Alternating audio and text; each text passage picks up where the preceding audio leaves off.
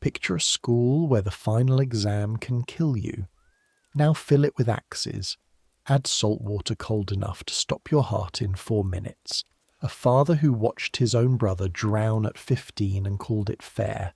And a legal system where a 14-year-old can be sued, outlawed, and legally hunted like a deer. That's Norway in the year 993. A place of staggering beauty and casual death.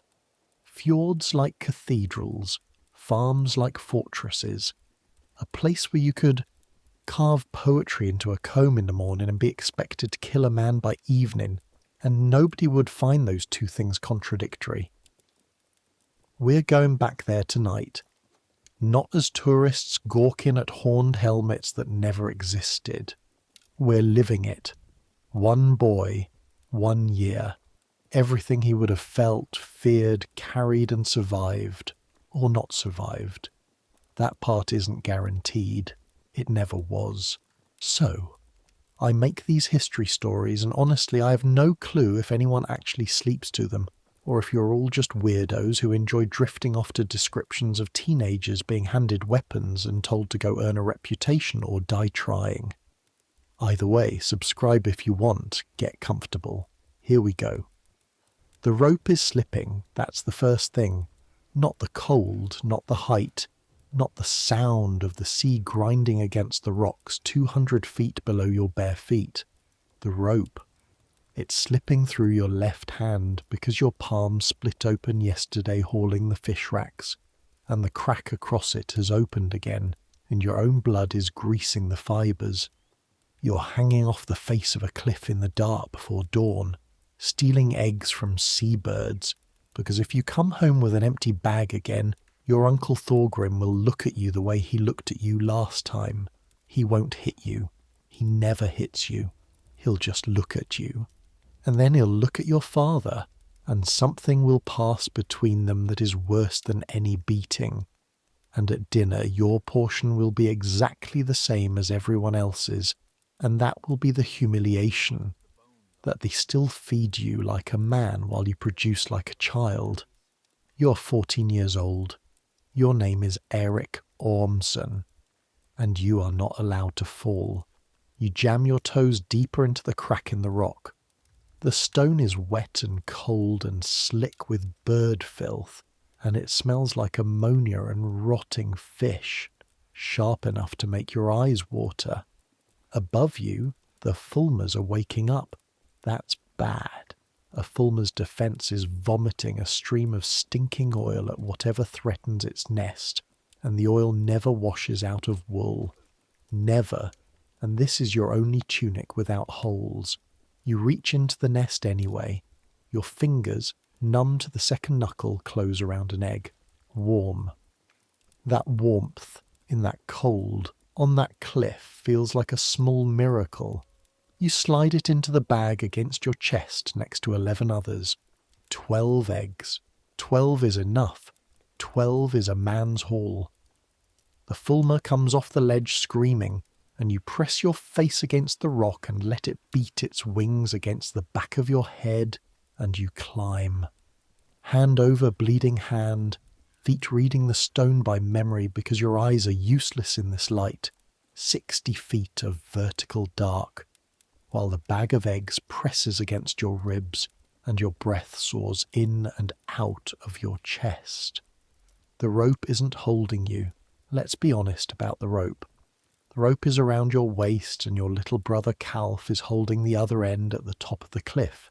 And Calf is 9 years old and weighs less than a wet dog. If you fall, you both fall. That's normal, by the way. That's how egg gathering works on this coast, and how it will still work in some places 1,000 years from now. Children on ropes over the ocean. It isn't cruelty. It's arithmetic. The farm needs the eggs are on the cliff, and the lightest climbers are the young ones. You come over the lip of the cliff on your elbows, and Calf grabs your collar with both hands and hauls, and you lie on your back in the wet grass with the bag of unbroken eggs on your chest, and the sky above you is the colour of iron going grey at the edges, and you laugh. You can't help it. Your hand is bleeding, your shoulders are burning, there's Fulmer filth in your hair, and you laugh because you didn't fall, and there are 12 eggs, and today for once nobody's going to look at you like a child. You're wrong about that, but you don't know it yet. Welcome to the western coast of Norway in the year 993 on a farm called Ormsgard, wedged onto a shelf of green land between a mountain and a fjord, 4 days' sail south of the trading town of Kaupang, in the last decade of a century that will end with your entire world converting, burning, or sailing away. Let me tell you where you actually are, because the word Viking is going to give you the wrong picture. You're not in a war camp. You're not on a longship. You've never been on a raid in your life. You're on a farm. 95% of the people we call Vikings were farmers, and this is the part nobody makes movies about. The whole terrifying warrior culture, the raids, the sagas, the berserkers, all of it grew out of places like this. Muddy farmyards, turf roofs, boys hanging off cliffs for eggs.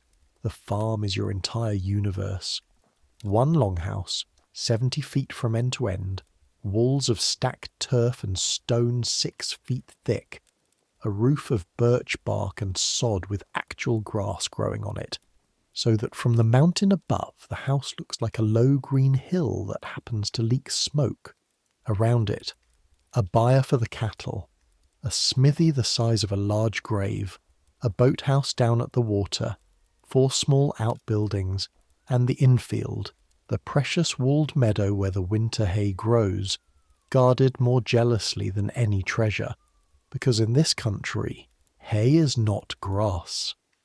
Hay is the number of animals that survive until spring, which is the amount of milk and meat and cheese, which is whether the youngest children live to see summer. 17 people live here. Your father Orm, who owns the land and everything on it. Your mother Thordis, who owns the keys. And I'll come back to what that means, because it means more than you think. Your uncle Thorgrim, your father's younger brother, who went east as a young man, came back with silver, a scar that pulls his lip into a permanent half sneer, and a silence about what happened in between. Your older brother Grim, 17, already built like the door of a barn.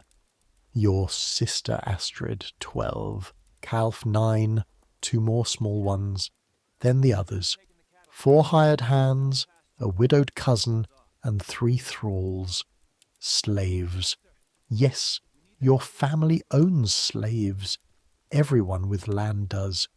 One of them, an Irish woman called Melkorka, has been on this farm longer than you've been alive, and she sang you to sleep as a baby in a language nobody else here speaks. And she is property, the way the cattle are property, and you have never once thought that this is strange. Sit with that for a second. Not to judge the boy. He can't see the water he swims in. Nobody can. But you, listening, should know it's there. You carry the eggs down the hill with Calf trotting beside you, and the farm comes out of the dark below you piece by piece.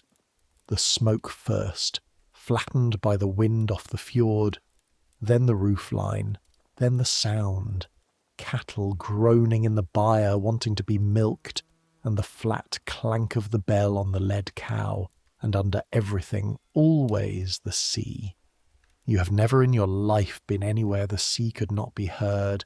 Silence, real silence, is something you will never experience, not once from birth to death, and if it ever came you would probably find it terrifying. The smell reaches you at the yard gate.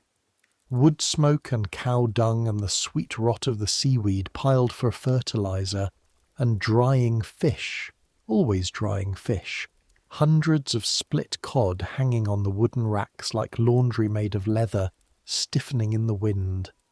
That smell is in your clothes, your hair, your skin. You cannot smell it any more.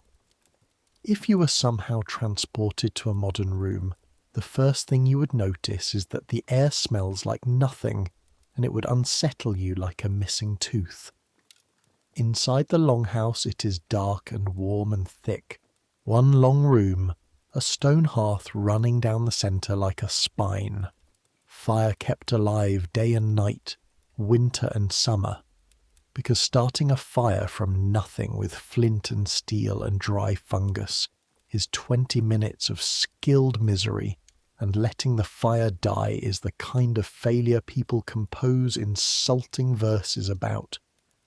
The smoke rises and pools under the roof and finds its way out through a hole, mostly, and everyone below lives in the clear air under the smoke layer, and everyone's eyes sting a little, always, and by 40 everyone's lungs crackle, and this is simply what indoors means. Your mother is already up. Your mother is always already up. Thordis Ketilsdottir, 36 years old, hair bound in a linen cap, and hanging from her belt on an iron ring. The keys.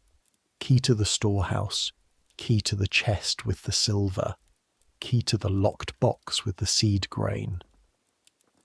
In this world, those keys are not a chore, they are a rank. The law of this land says the wife rules in and stocks, everything within the threshold, and that is not a courtesy, it is jurisdiction.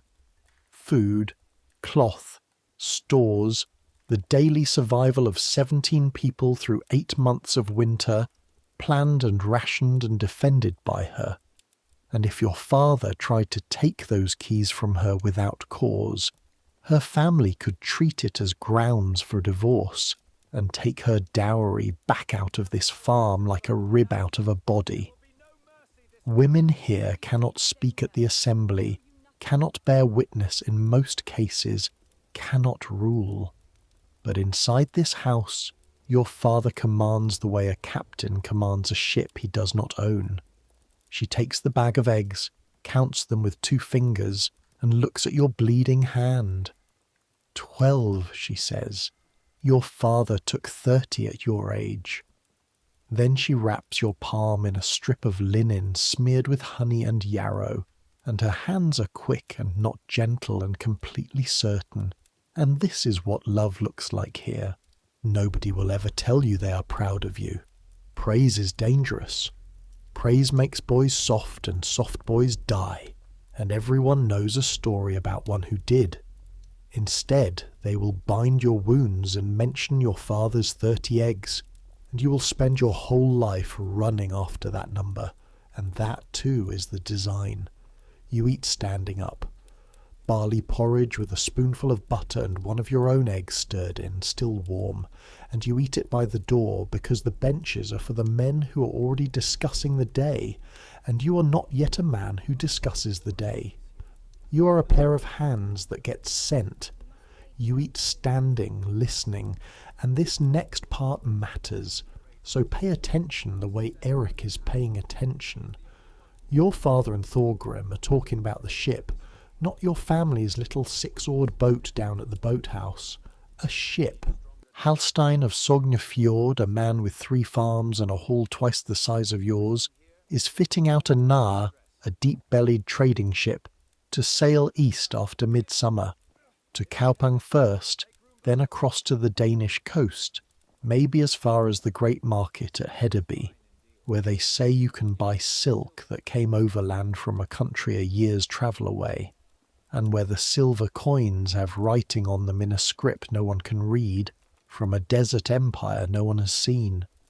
Holstein needs crew, strong backs but also trustworthy ones, sons of known families, because a trading voyage is months of sleeping beside your cargo, and a thief aboard is a knife in the dark.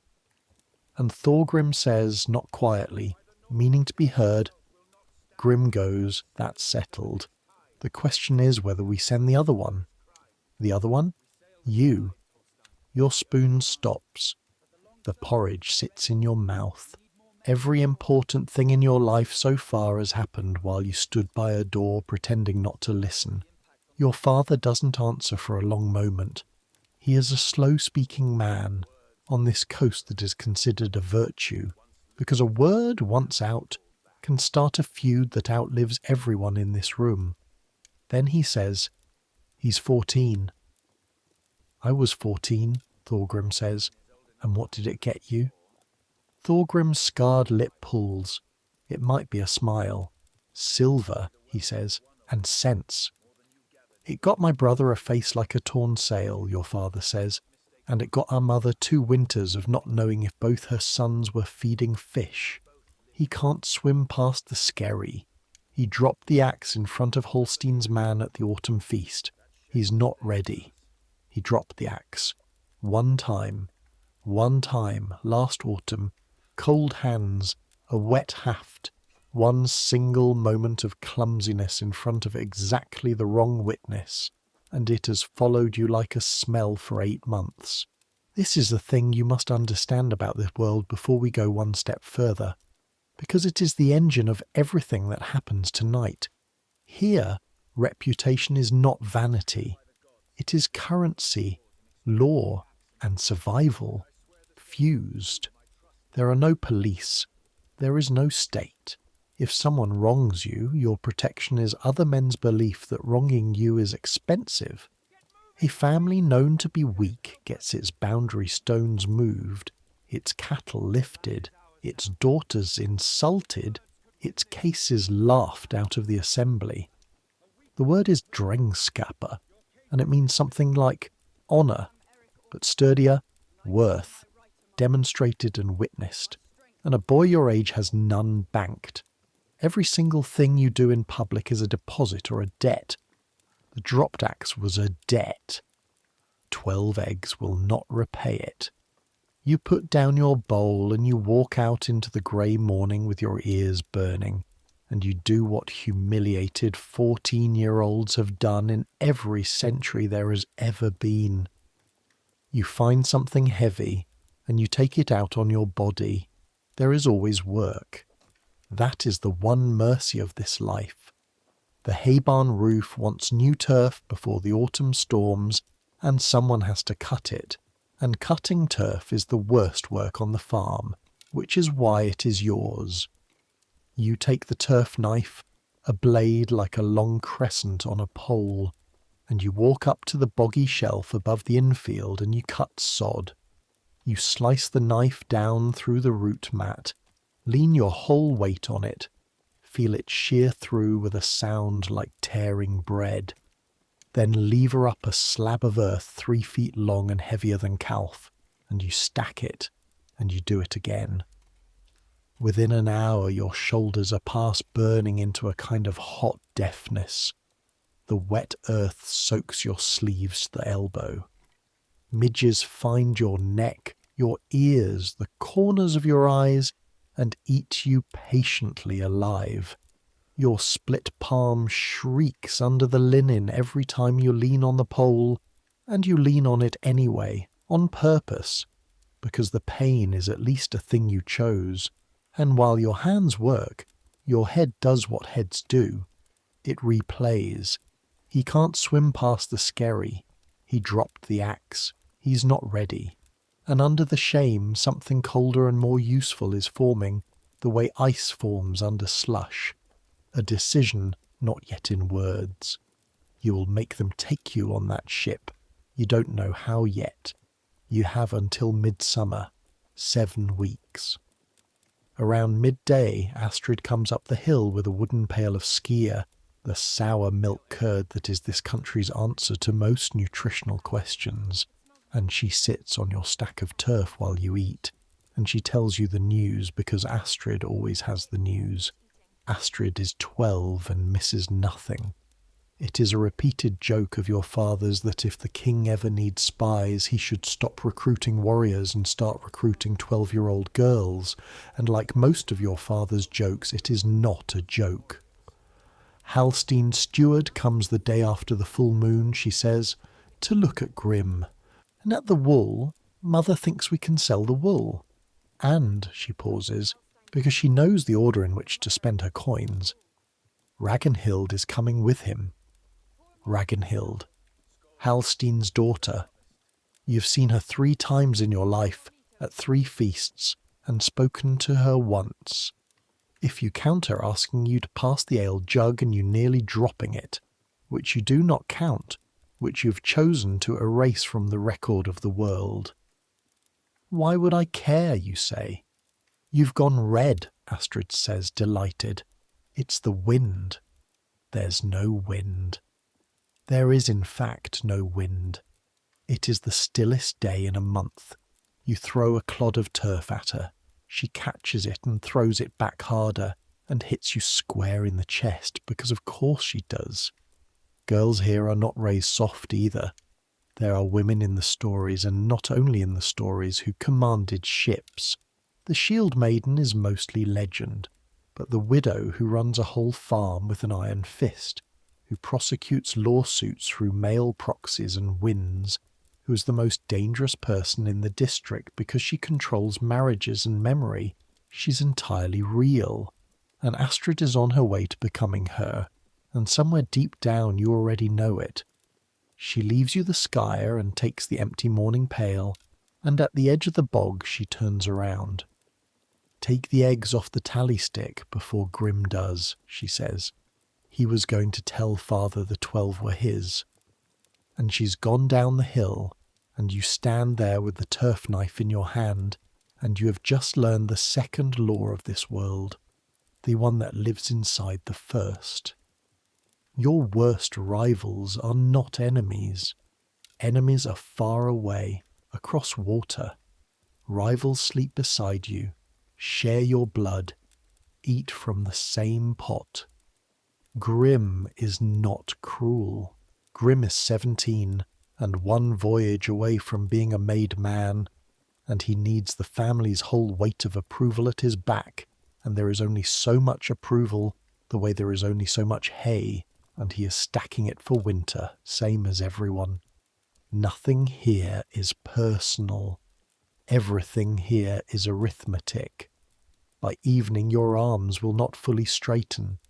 You come down the hill in the long gold light, 90 slabs of turf cut, and the fjord below you is so flat and bright it looks like a floor of hammered bronze that you could walk across all the way to the mountains on the other side, and the beauty of this place ambushes you. Like this sometimes, between one aching step and the next, and you have no words for it, so you do what everyone here does with beauty. You keep walking. At the yard gate, Grim is waiting, sharpening the big scythe on a whetstone, snick, snick, snick, without looking up. Heard you had a good climb, he says. Heard your eggs hatched under my shirt, you say. The whetstone stops. The silence stretches 1 heartbeat, 2, 3, and this is the wage when boys' silences begin to have weapons inside them. Then Grim laughs, a short bark, and the danger folds itself away for another day. Little snake, he says, almost warm. Go eat. You go in. You eat. Boiled fish, barley bread, butter, a wedge of hard cheese from a wheel your mother unlocks and locks again. The fire cracks and spits. The thralls eat last at the far end, and Melkorka's grey head bows over her bowl, and the smoke gathers under the roof, and outside the endless sea keeps up its endless grinding, and your father says nothing to you at all. But when the boards are cleared, and the men take out their tafel board, the game of kings and raiders played with pieces of walrus bone, your Uncle Thorgrim jerks his chin at the bench across from him. Sit, he says. You play the defenders. And you sit, and everyone pretends this is nothing, and everyone knows it is not nothing because Thorgrim does not waste evenings on children. He beats you in 11 moves. Then he resets the board. Again, he says, and this time, stop guarding the corner everyone can see. You play until the fire burns low. You lose every game, but the last one takes him 30 moves, and when he tips his king at the end, he looks at you for a moment, with the eye on the unscarred side of his face, and says nothing, and that nothing is the first deposit in your account. You climb into the sleeping alcove you share with Calf, wooden walls close on 3 sides like a cupboard, wool blankets and a sheepskin, and your brother's cold feet against your shins, and your whole body hums with the day, the cliff, the turf, the shame, the 30 moves, and somewhere down the fjord a seal cries like a drowned man, and no one wakes, because everyone here has heard drowned men and knows the difference. 7 weeks to midsummer. Sleep now, Eric. You're going to need it. Because tomorrow your father's going to put a sword in your hands for the first time, and you are going to find out that everything you believed about what that means is wrong. Morning comes with rain, the fine grey kind that doesn't fall so much as hang, and your father is standing in the yard with a bundle wrapped in oiled cloth, and he says one word. Come. You follow him past the byre, past the smithy, up to the flat ground behind the hay barn where nobody can see from the house, and you understand from the route alone that this is not going to be a ceremony. He unwraps the cloth. Inside is a sword. Stop. Before your imagination runs off. This is not the sword from the stories. No name, no jewels, no rune of victory. This is your grandfather's blade, and it is old, and the pattern-welded core shows through the polish like the grain in driftwood, and the edge has been sharpened so many times over 60 years that the blade has gone slightly slim, like an old man's arm. It is still worth more than everything else your family owns except the land and the cattle. A sword in this country costs as much as 16 milk cows. Most men fight with axes and spears their whole lives and die never having held one. And this is the thing the movies get exactly backwards. The axe isn't the barbarian's weapon. The axe is everyone's weapon. Because everyone owns one anyway, for wood. The sword is a silver hoard you can swing. Your father does not hand it to you. He lays it across your open palms, and the weight surprises you, not because it is heavy, but because it is not. 3 pounds, maybe less, alive in the hands, balanced a hand's width above the guard so that it wants to move, and something old and dark in the back of your skull wakes up and says, "Oh, and you will remember this exact half-second when you are 70. If you get to be 70. Grip, your father says. You grip it like you're strangling it. He reaches over and one by one loosens your fingers. It's not an oar. Hold it like a bird. Firm enough it can't fly. Loose enough you don't kill it. And then, for 2 hours in the hanging rain, your father takes you apart. Not with blows, with corrections. Feet wider, weight forward, elbow in, again. He has you cut at a post wrapped in old hide until your forearm cramps and the honey linden on your palm soaks through pink, and every single time your edge lands flat or your wrist rolls, he says the same word again, in the same voice. No anger in it, no encouragement either, just the patient, endless pressure of water on stone. And here is what you learn in those 2 hours, and it is not what you expected to learn. Fighting is not rage. Fighting is chores. The bind, the cut, the step, drilled the way milking is drilled, the way rowing is drilled. 10,000 repetitions until the body does it without asking the mind's permission. Because your father knows something the sagas dress up in poetry, and he tells you plain, standing in the rain with his grey beard dripping, the man who feels most dies first. Battle is the coldest work there is, colder than fishing. You do it with the front of your head switched off, or you don't come back. He was at a real fight once, a proper one. 30 men aside over a disputed headland when he was 20. He has never once described it. All you know is that he came back, and 2 men from this fjord did not, and their names are still spoken at the winter feast. 40 years of ale raised to 2 farm boys who bled out in a meadow over a property line. That is the other thing the stories won't tell you. Most violence here is not glorious raiding across the sea. It is neighbours.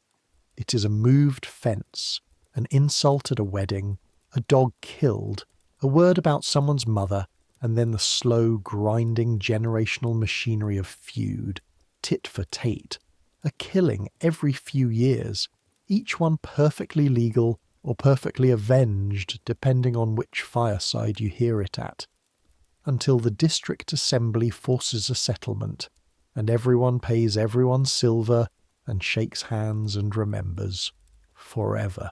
There are men at every feast you have ever attended who do not speak to each other, and you knew why before you knew your letters. You know the map of local hatreds the way you know the skerries in the fjord, invisible, fatal, memorized. At the end, your father wraps the sword back in its cloth. You do not get to keep it. Of course you don't. It goes back into the chest your mother keeps the key to, and it will come out twice a week from now until midsummer, behind the hay barn, in secret. Why secret, you ask? And your arms are shaking so badly you have to hold one wrist with the other hand. Your father looks down the hill at the house, at the smoke, at the whole small kingdom of Ormsgard. Because if Halstein's steward hears we're training you, he'll know we want you on the ship, he says. And a thing you're seen to want has a price. A thing you're seen not to need comes cheap. And he walks down the hill and leaves you standing in the rain with that, and you turn it over and over like a coin, and it will turn out to be the single most useful sentence anyone ever gives you. So he does want you on the ship. He said not ready. He is making you ready. And he told no one, promised nothing, so that if you fail, the failure will be invisible. You start to understand your father around then, the way you'd understand a coastline emerging from fog. Everything he does has a second purpose standing quietly behind the first. The days find their shape. Up in the dark, always in the dark, because at this latitude in early summer, the dark is only a few grey hours, and sleep is a thing you steal in scraps. Cattle to the high pasture, turf, fish racks, sword behind the barn Tuesdays and Fridays, tuffle with Thorgrim by firelight, and you are up to 40 moves now, and once, just once, you get his king 3 moves from the corner before he crushes you, and he grunts, and a grunt from Thorgrim is a runestone raised in your honour. And in between, you work on the other thing, the thing your father named in front of everyone. He can't swim past the skerry. Here is the truth about that. It is not that you can't swim. Every child on this coast can swim. Your mother threw you off the boat landing at 6, as hers threw her. It is the skerry. 200 yards out in the fjord there is a black tooth of rock, and the water between it and the shore is not water like other water. The current that runs there when the tide turns is a muscle. It took a hired man's son when you were 8. You watched from the shore, everyone watched, and the boy was swimming, strongly, visibly swimming, and also visibly moving backwards, out toward the open fjord, getting smaller, still swimming, and then he was a speck, and then the men got the boat out, and they found him an hour later 2 miles down the coast, and he was still afloat and he was dead, because the water in this fjord in June is cold enough to pull the heat out of a body's core in under an hour, and the cold does not care how well you swim. They laid him on the shingle, and his skin was the blue-white of skimmed milk, and his mother made a sound you've heard since in dreams. You were 8. You have not swum past the skerry since. Everyone knows it. In a community of 90 people spread along one fjord, everyone knows everything. The district functions as a single organism with a single memory, and your fear is filed in it, retrievable next to the dropped axe. So on the 6th morning, before even your mother is up, you walk down to the landing and you strip, and you stand on the cold stones in the colourless 3 o'clock light, with your skin already in goosebumps, and your breath coming short just from looking at the black gap of water between shore and skerry. And this next part I want to slow down, because this is the whole engine of being 14 in any century, and this boy is doing it the way you did it, whatever your version was. He does not conquer the fear. Let's be accurate, he stands there hating it. He tries to walk in and his body simply refuses at mid-thigh, turns him around, walks him back out, and he stands on the stones furious and ashamed with no one even watching, which is somehow worse. And what gets him in, finally, is not courage. It is arithmetic, the local kind. He thinks, the steward comes after the full moon. He thinks, Grim swims it in 200 strokes. He thinks, I would rather be dead than be the boy who can't. And at 14 that is not a figure of speech, and the culture around him has made very sure of that, has aimed his whole nervous system at exactly this ledge. Because this is a society that runs on shame the way a mill runs on water, and it works. The cold, when he dives, is not a temperature, it is a blow. It closes on his chest like a hand and squeezes the air out through his teeth, and his skin burns everywhere at once. And here is the physiology, one short and real thing worth knowing. Sudden immersion in water that cold triggers a gasp reflex, a full minute or more of involuntary heaving breath, and if your face is under when it hits, you drown right there. Fitness irrelevant, and every drowned strong swimmer this coast has ever mourned died mostly of that first minute. The boy does not know the mechanism. He knows the rule, because every child here is taught it. Get in, keep your head up, and do nothing but float until the madness in your chest goes quiet. So he floats, heaving, while the current already starts to slide the shoreline sideways past him, and then the gasping settles and he swims.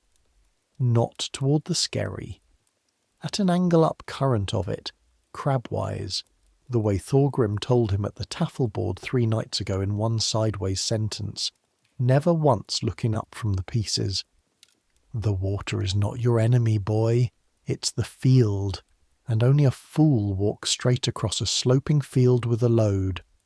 Aim above the thing you want, and let the slope deliver you. He swims 240 strokes, and the cold turns his arms to wood from the fingers inward, and the skerry comes at him faster than expected, and he claws onto the black rock with hands he cannot feel, and stands up on it, and the wind hits his wet skin like a flaying knife, and he lets out a sound across the empty fjord, half word and half animal, that echoes off the far cliffs where no one hears it, except that someone hears it. Coming back is worse. Downstream angle, legs cramping, and he crawls out onto the landing on all fours and vomits seawater and lies on the stones shaking too hard to dress himself.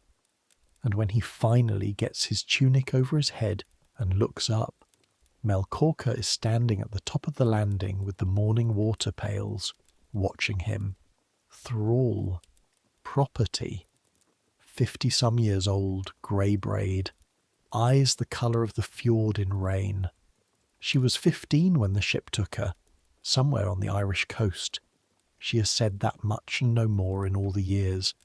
She looks at him for a long moment, this shivering, retching, triumphant boy, and she says in her accent that bends every word like light in water, "My brothers did the same, off the rocks at home, every spring showing the sea their courage." She picks up the pails. Your sea was not watching, boy, it never is. Remember that when the men tell you otherwise. And she walks up to the house and does not tell anyone, Not that morning and not ever. And you add this to the ledger you're only now learning that you keep. The number of people who have seen you weak and chosen silence. It is a shorter list than the other list. You'll remember everyone on it for the rest of your life. By the full moon you can make the skerry and back in the slack water between tides without stopping. Your palms have hardened over. The sword no longer feels like a stranger's arm. You have grown. You can feel it in your wrists and your hunger. You eat like a fire eats, and your mother unlocks the cheese without comment but cuts the wedge bigger. And that is her entire speech on the subject of your becoming, and it is enough. Then the steward comes, and everything you have built in 7 weeks is tested in a single afternoon, and it is not tested in any of the ways you prepared for. His name is Cole. He arrives by boat with 4 oarsmen, a man made entirely of angles, with a silver pin at his cloak worth more than your family's boat, and eyes that price everything they land on, the cattle, the racks, the hay, the roof, your mother's keys, your shoulders, everything, click, click, click, filed. With him comes a lad his own age to mind the boat, and stepping over the gunwale with a hand refusing the offered arm, Ragnhild Halstein's daughter, 15, sent along, everyone understands without saying, so that the families can look at each other, because among landed families every visit is 3 visits, the stated one, the trading one, and the marriage market one, running in silent parallel like currents at different depths. The house has been preparing for 2 days. Fresh rushes on the floor, the good ale unsealed, a sheep slaughtered, and here you see your mother general an entire estate into parade order without raising her voice, keys swinging, and you see too the theatre of it. Because Thorgrim was right about wanting. The whole art of this afternoon is for a family that badly needs Holstein's favour to appear as a family that would be perfectly fine without it. At the meal you serve. That is your assigned station, and it is a good one. Your father's choice again. Second purpose behind the first. This server hears everything and is watched by no one.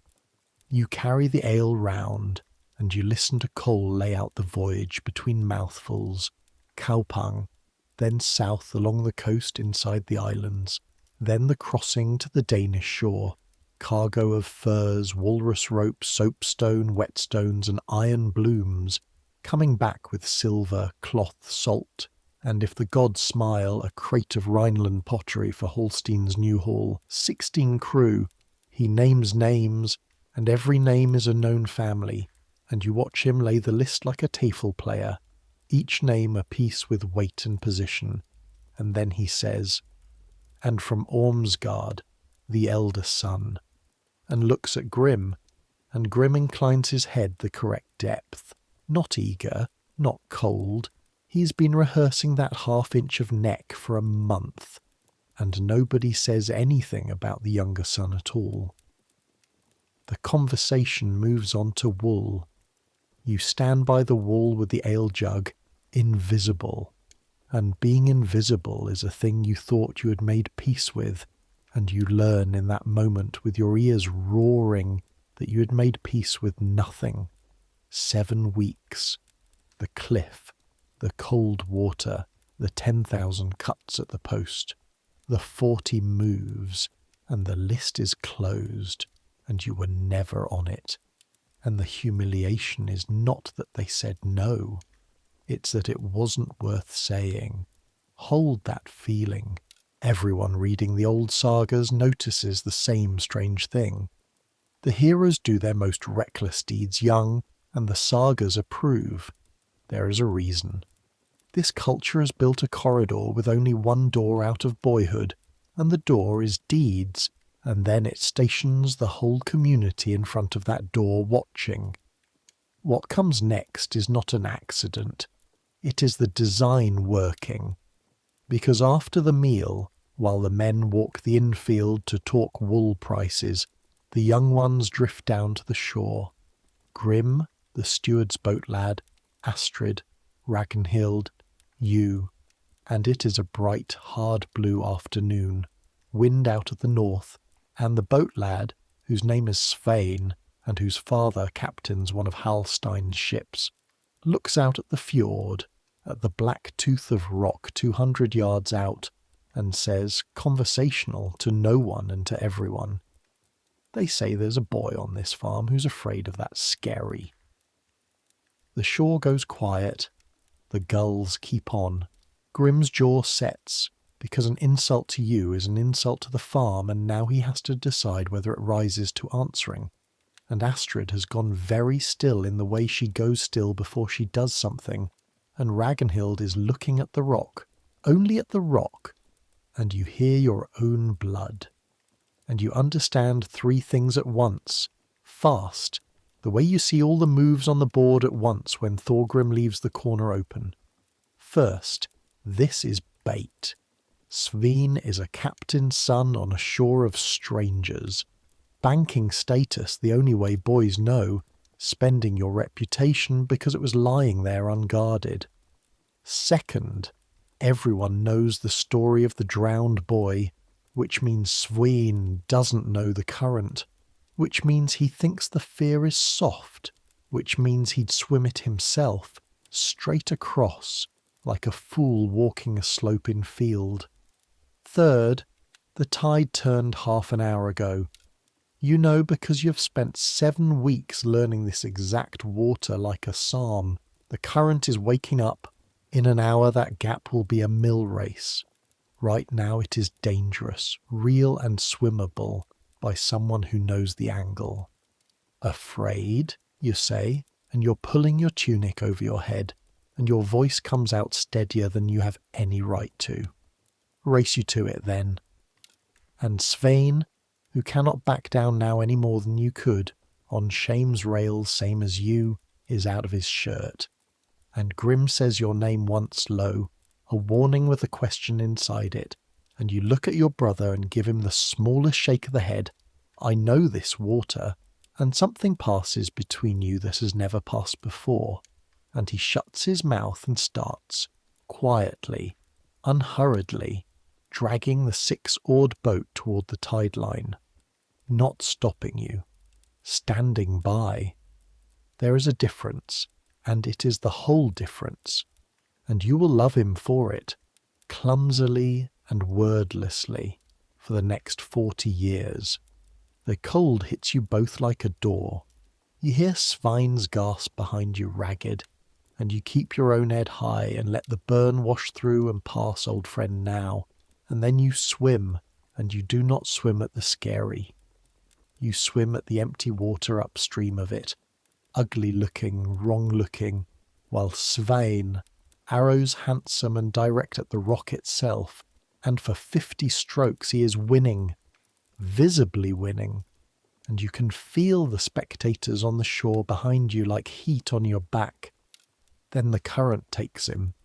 You see it happen from water level, 10 yards abeam. His line begins to bend. He swims harder. The line bends more. The skerry starts to slide away from in front of him, sideways, mockingly, the way a thing in a dream retreats, and now he is swimming with everything a strong 15-year-old has, and moving backwards, out, toward the wide, bright, open fjord, exactly like a boy you watched when you were 8.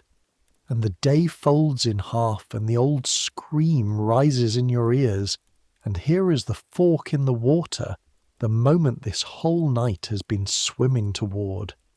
You are 20 strokes from the rock. The slope of the sea is delivering you, just as promised. You can make the skerry, stand on it, win, be the boy who did, in front of Cole and Ragnhild and the memory of everyone, and let the boat pick up Svein wet and beaten and alive. Probably alive, the boat is already coming. You can hear Grim's oars, probably alive. Or you can turn downstream, spend everything you built, and go get him. You turn. Of course you turn. You knew you would. Be honest, you knew before he did. Not because you are kind. 14 is not kind. You turn because somewhere in 7 weeks of cold water and colder chess, a thing your father said behind the barn finally finished growing. The man who feels most dies first, and it's quieter twin, which no one said aloud, which the whole coast has been teaching you since the cliff. Courage that only serves itself is just appetite. Any gull can want. You come at Svein from up current, the only survivable approach, and you shout the rule at him, the one every local child gets beaten into them. Stop swimming, float, and he can't hear you through the animal in his chest, so you do it the hard way. You get behind him, fist his hair, and let the current have you both.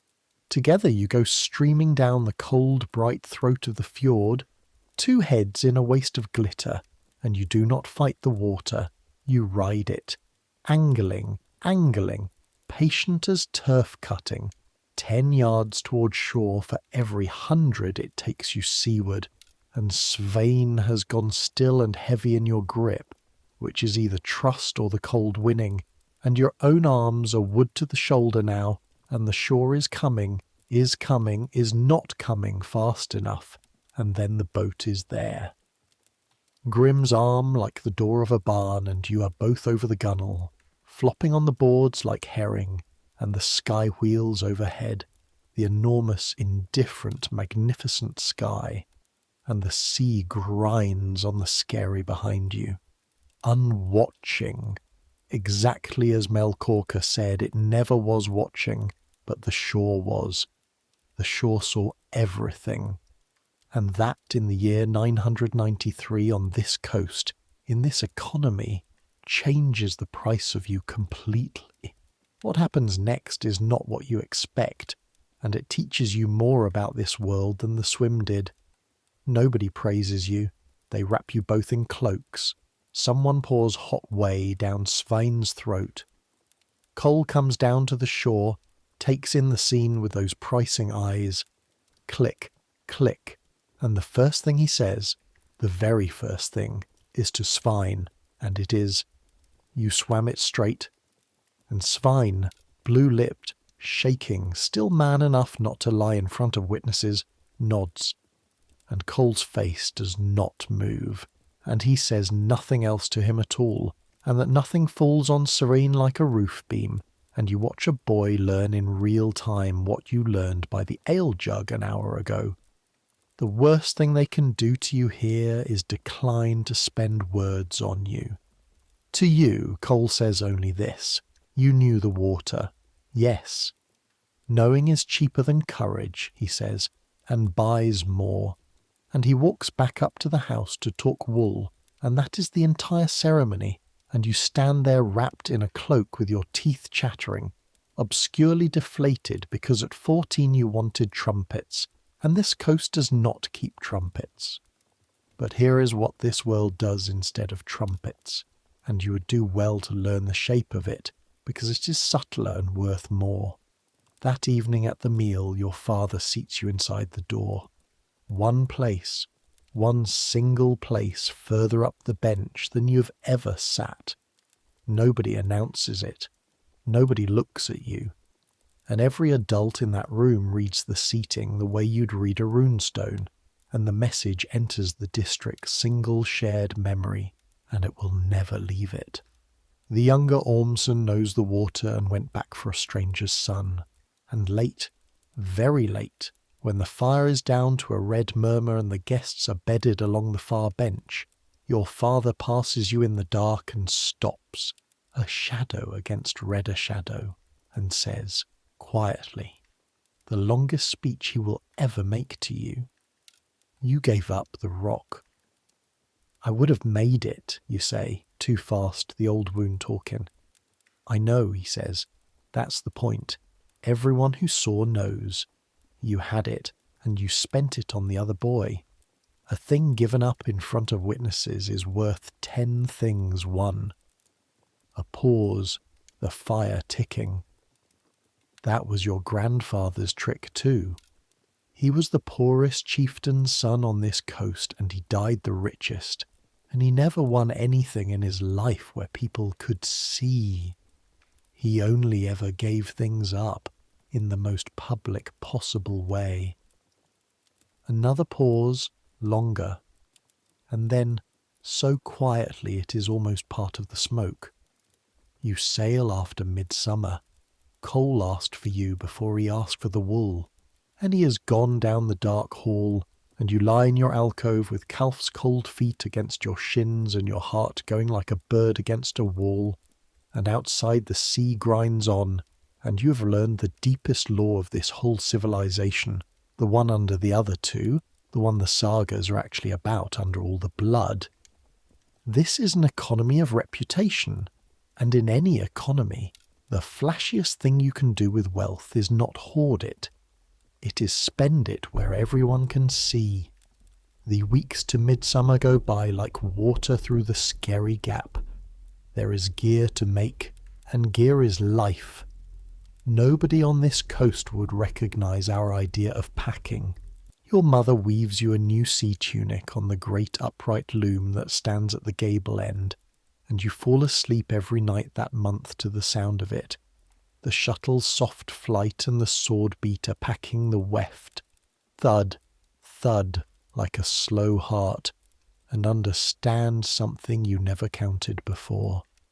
Every sail on every ship in this whole world was made by women at looms like that one, and a single sail takes longer to make than the ship it drives. Years of work, tens of thousands of hours from sheep's back to mast.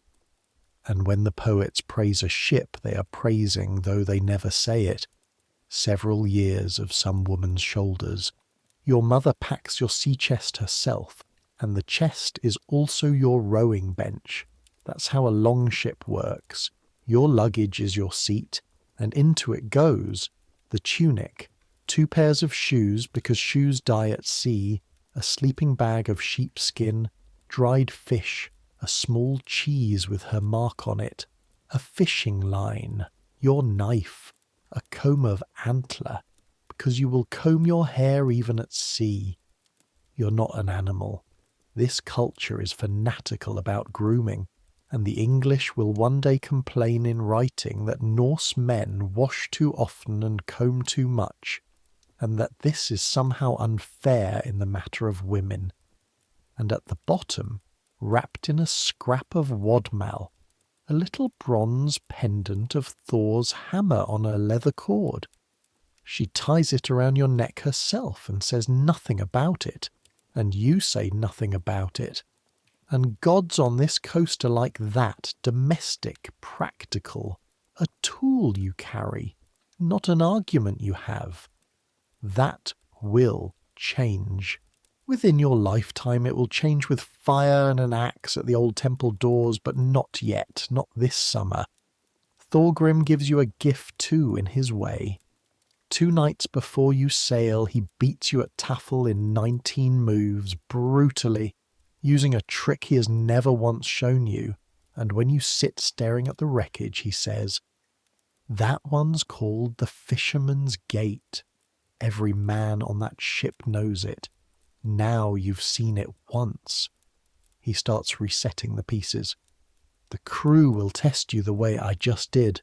Everyone gets tested. The green boy who sulks fails. The green boy who says, 'Show me that again,' eats with friends by winter." He looks at you with the good eye. Which are you? "Show me that again," you say. He shows you. And Melkorka, on the last morning, presses into your hand a small flat stone with a hole worn through it by the sea, and says only, "For finding the way home," and you will carry it for the rest of your life, through everything that is coming, and no one will ever know it is there. The ship comes for you on the 3rd day after midsummer, and you hear it before you see it. The rowing chant coming around the headland, 16 voices keeping the stroke, and then the Naas swings into your fjord with her sail furled and her oars beating, And she is not beautiful the way the warships are beautiful. She is fat and deep and strong, a sea cow, 45 feet of oak, and she is the most beautiful thing you've ever seen because she is yours to board. The whole farm comes down to the landing.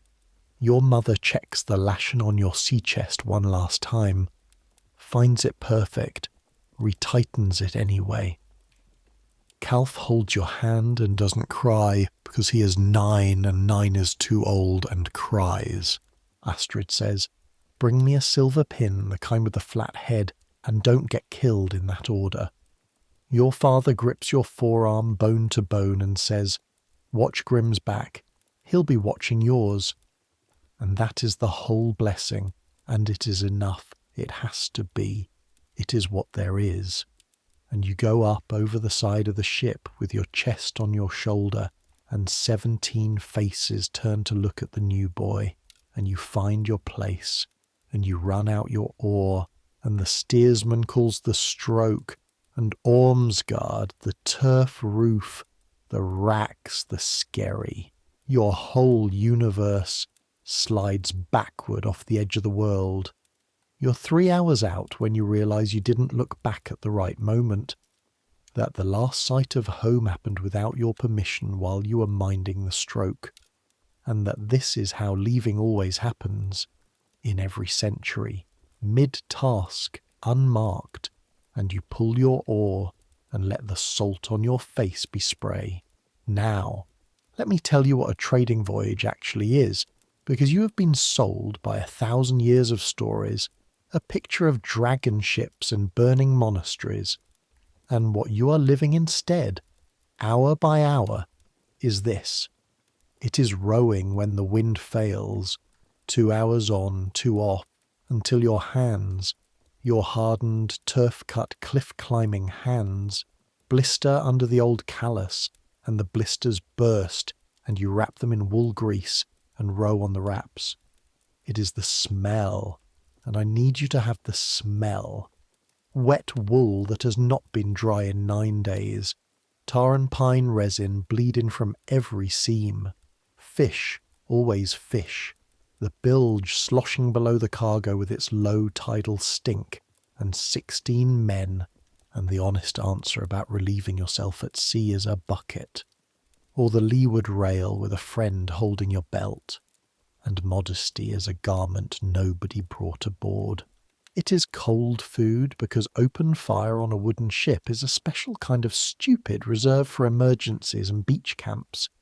Dried fish softened in seawater, butter, sour milk from a skin, flatbread going green at the edges by day 6 eaten anyway, everything eaten anyway. It is sleeping in your bag on the cargo between a crate of soapstone bowls and a bale of marten furs, with the whole night sky wheeling unroofed above you, more stars than you knew were held in the sky's keeping, and the ship talking to herself in oak all night, every joint and lashing creaking its own word, and the steersman awake at the tiller reading water you can't read, and you have never in your life been so uncomfortable or so happy, and you fall asleep each night in the middle of deciding which. And it is fear, in doses small and large. Small, the skerries. This whole coast is a maze of drowned rocks, and the sailing route inside the islands, the North Way, Nordvega, the corridor of water that gave this entire country its name. Norway, the way north, is a thread through a needle field, and it lives in no book. It lives in the steersman's head. Thousands of transits.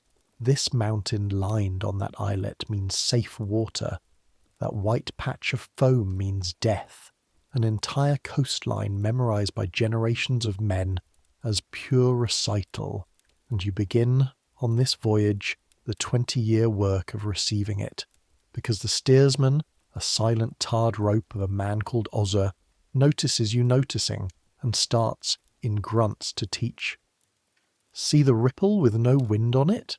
Rock. 2 oars down. Remember it. You remember it. You will remember all of it. Your memory is the only chart that will ever exist. Large, the crossing. Because at Kaupang, and I will get you to Kaupang, the cargo trades and grows, and then comes the day the coast is let go, deliberately, over the stern, and the ship stands out into open sea for the Danish shore, a day and a night and a day of no land anywhere, steering by the sun's height and the swell's grain, and a raven-boned old knowledge in Azure's hands, and somewhere in the middle of that first open water night, with the swell running tall and slow like breathing hills, and the ship climbing and falling,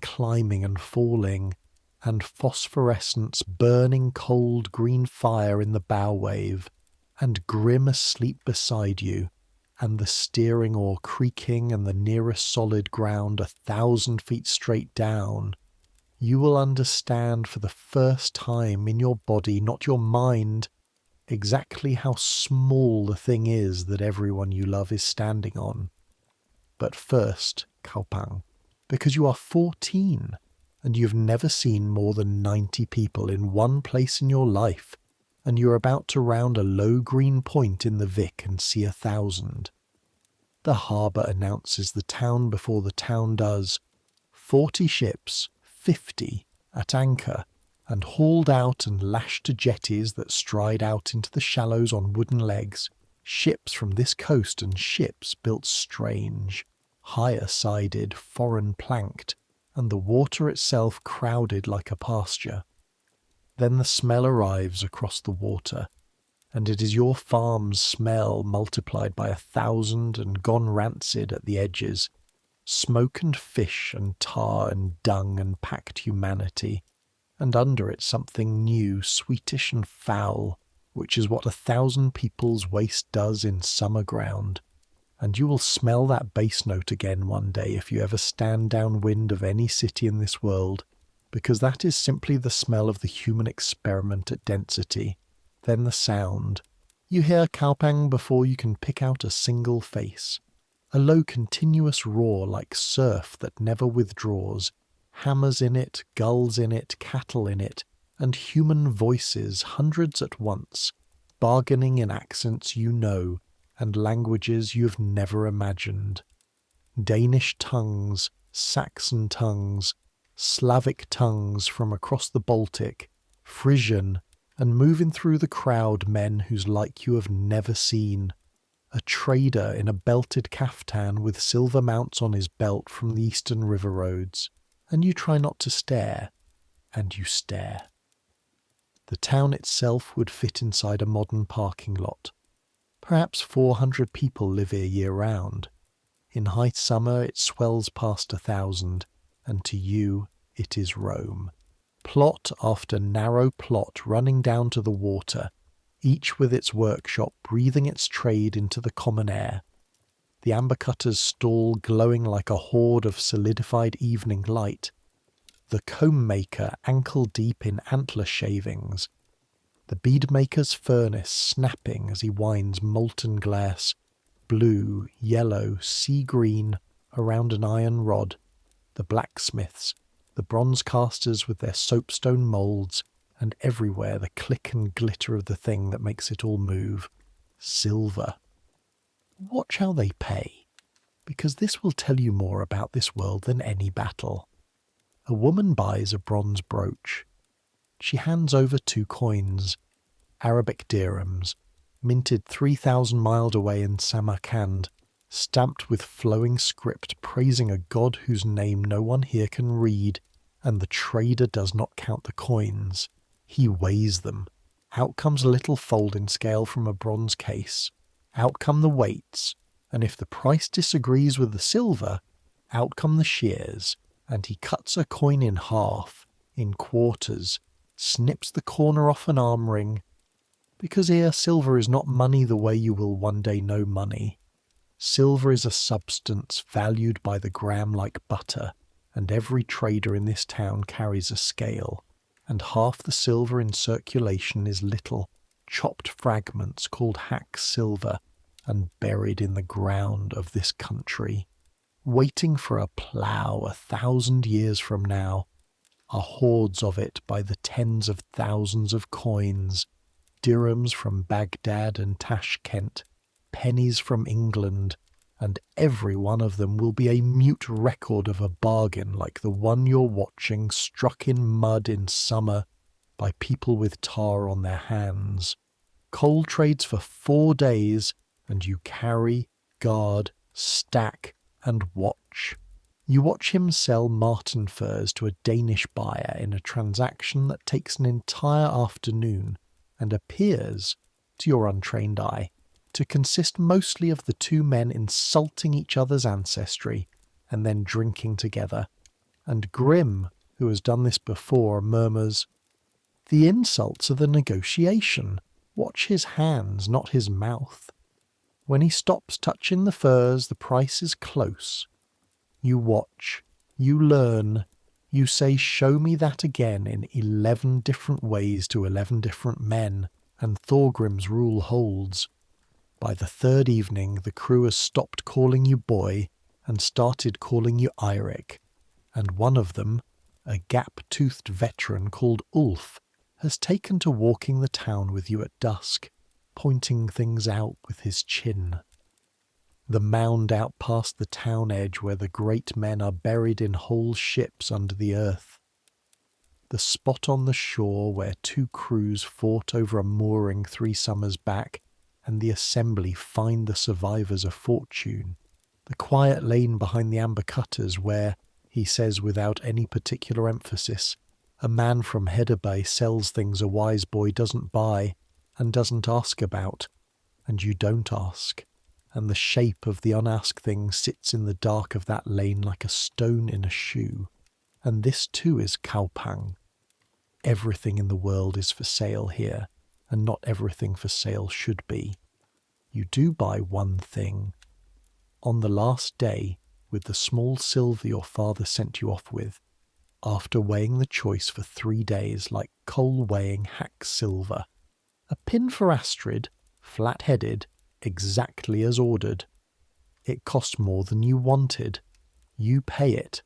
Some accounts you settle in full and gladly, and on the 5th morning the ship stands out of the crowded water, deep laden now, and turns her bow south and west, and Ozur takes a long, slow look at the sky, at the swell, at things you cannot yet see, and orders the sail set, and the coast of everything you have ever known drops astern, thins, blues, and is gone. Open water, a day and a night and a day. The first day is glory. Sail full, ship running like a live thing, spray bursting salt bright over the weatherbow, and the crew easy, singing, mending, sleeping in the sun on the cargo, and you stand your trick at bailing. Because a wooden ship weeps constantly, and bailing is the heartbeat chore, scoop and throw, and even that feels like glory. It is the night that educates you. The wind comes up after dark. Not a storm, Ozur will say later, with the whole authority of his weathered life. That was not a storm, boy, that was weather. But the swell builds until the ship is climbing hills of black water, taller than your father's hall, and dropping into valleys where the wind stops as if a door has closed, and everything must be done by feel, and the sail is shortened by men standing on a rolling deck, hauling wet rope with the whole Baltic dark trying to shrug them overboard. And you are one of the men, because there are no passengers on a Nar, and somewhere in the middle of that second hour, soaked through, hands flayed, heart in your teeth, hauling when the shout comes and holding when it doesn't, you notice something has changed in you, and you cannot at first find what it is, and then you find it. You are terrified, and you're working anyway, and the two have come apart. The fear is still there, entire, honest, screaming its old scream, it has simply been demoted.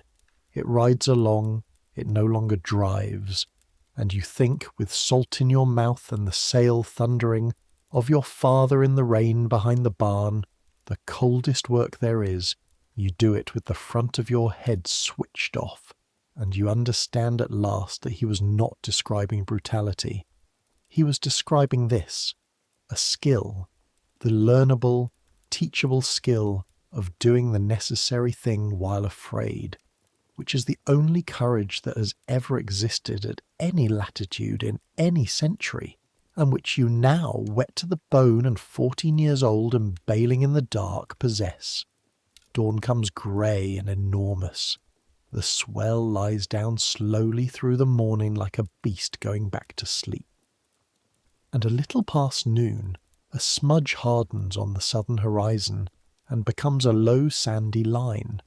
And Ozzer looks at it for a long moment and grunts the grunt of a man confirming, not discovering, and says, "Jutland, half a day east of where I wanted," which from Ozzer is an outpouring of self-criticism, and the crew laughs the loose, cracked laughter of men coming off a hard night, and Grim drops onto the cargo beside you, hands you a strip of dried fish, looks at you for a moment with something in his face that was never there at home, and says, "Well, you're a sailor now.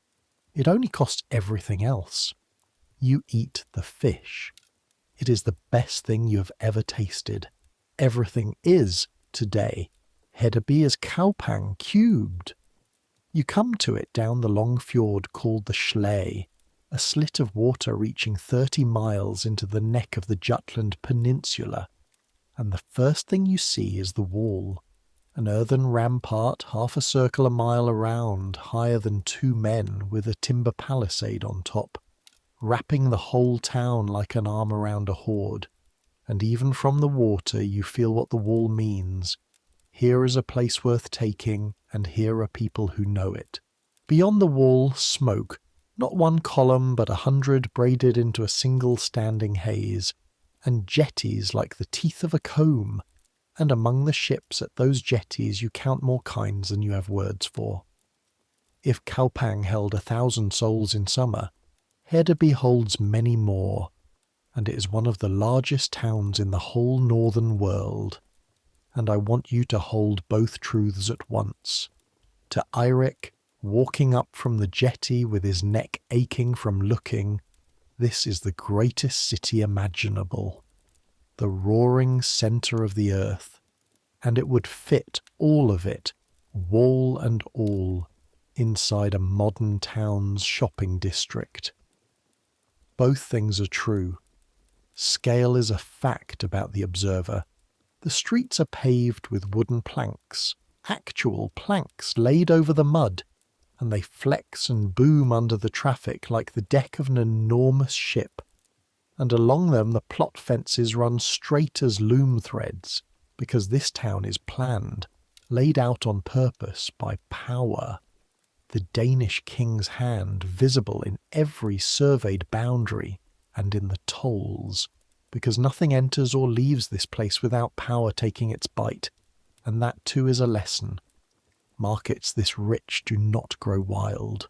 Someone always builds the wall, keeps the peace, and charges for both. For 6 days you live inside a roar of languages. You hear Norse in a dozen dialects, Saxon, Frisian, Slavic tongues from the Baltic shore, and once, following Ulf through the press, you pass 2 men in dark robes speaking something soft and quick that Ulf says is the tongue of the Moors of Spain, and one of them, a merchant with ink-stained fingers, is writing, actually writing, in a folding tablet, making marks that hold words, and you stand rooted until Grim hauls you on by the collar. Years from now, fragments of what such travellers wrote about towns like this will survive. One Arab visitor, Al-Tartushi, will record of Hedeby that it is poor in goods and riches for all its noise, that the people eat mainly fish because there is so much of it, that both men and women wear eye makeup to look younger and handsomer, and that the singing of the Norse is the worst sound he has ever heard, a growling from the throat like dogs howling, only more beastly. That is you, by the way. That is your people, seen through foreign eyes, coal-eyed fish-eaters who cannot sing. Every people is exotic to somebody. It is one of the most reliable laws there is. And here, in Hedeby, on the fourth day, you finally see the thing that has been standing quietly behind this whole world since Melkorka first sang over your cradle, the thing your wealth floats on and your stories look away from, the slave market. It is not hidden. That is what your stomach cannot get over, walking past. It is between the comb-maker's lane and the wharf where the salt comes in, as ordinary as either, a fenced yard with a plank floor, and on the plank stand human beings with their wrists tied, being examined. Teeth looked at, arms squeezed. A woman about your mother's age. A man who stares over everyone's heads at nothing with a face you will never manage to forget or describe. 2 boys younger than Calf, holding hands so hard their knuckles are white. Saxons, maybe, or Wends from the Baltic coast, or Irish, taken in exactly the kind of raid your Uncle Thorgrim went east to row in. And this is the ledger the sagas keep in invisible ink. The silver in the hoards, the silk on the chieftains' wives, the whole glittering engine of the northern trade runs in significant part on this. On people as cargo, tens of thousands of them across these decades, walked and shipped from the raiding coasts to markets like this one and onward, east down the great rivers to buyers in Constantinople and the Caliphate. And it is legal, and it is ordinary, and men who are kind to their children and true to their oaths do it as business and go home and sleep excellently. You stand at the fence for too long. Ulf pulls your shoulder. Not a thing to stare at, he says, not unkindly. And you walk on, and you say nothing, but something in you has shifted a degree off its footing and will never quite sit square again.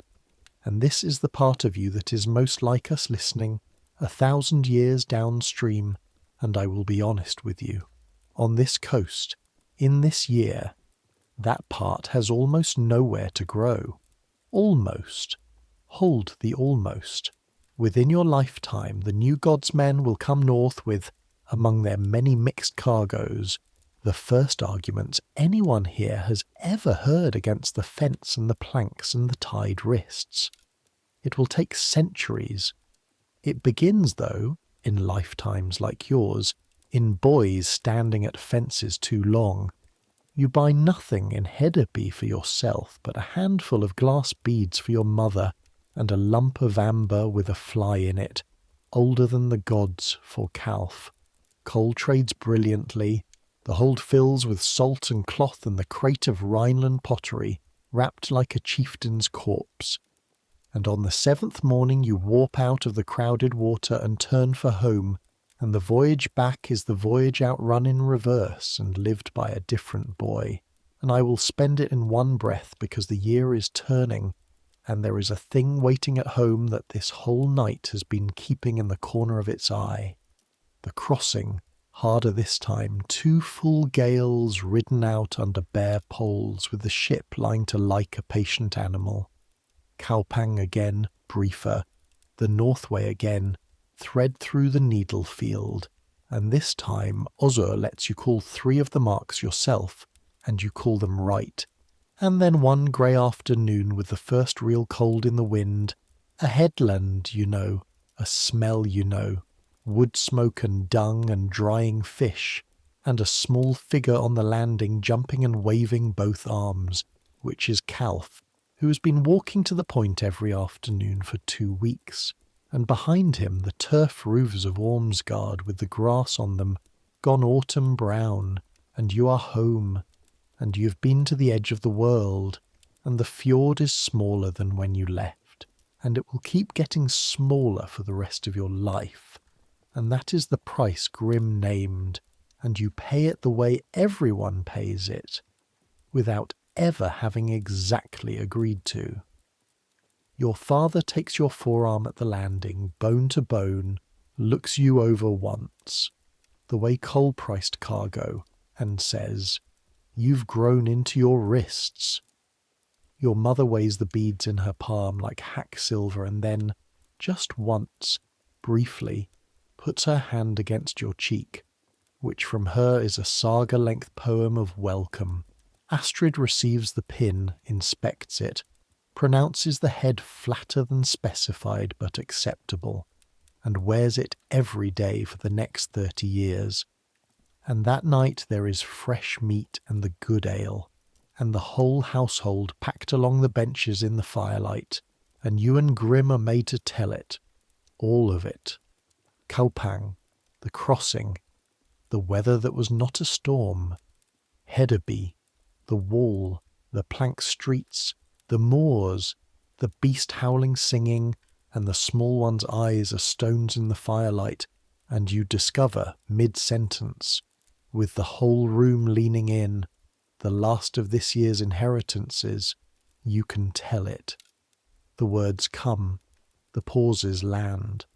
Thorgrim watches you work the room the way he watches the tafel board, and at the end he raises his cup a hand's width in your direction, and on this coast, where poems are money and a well-told voyage is coin that never wears out, that hand's width is a fortune.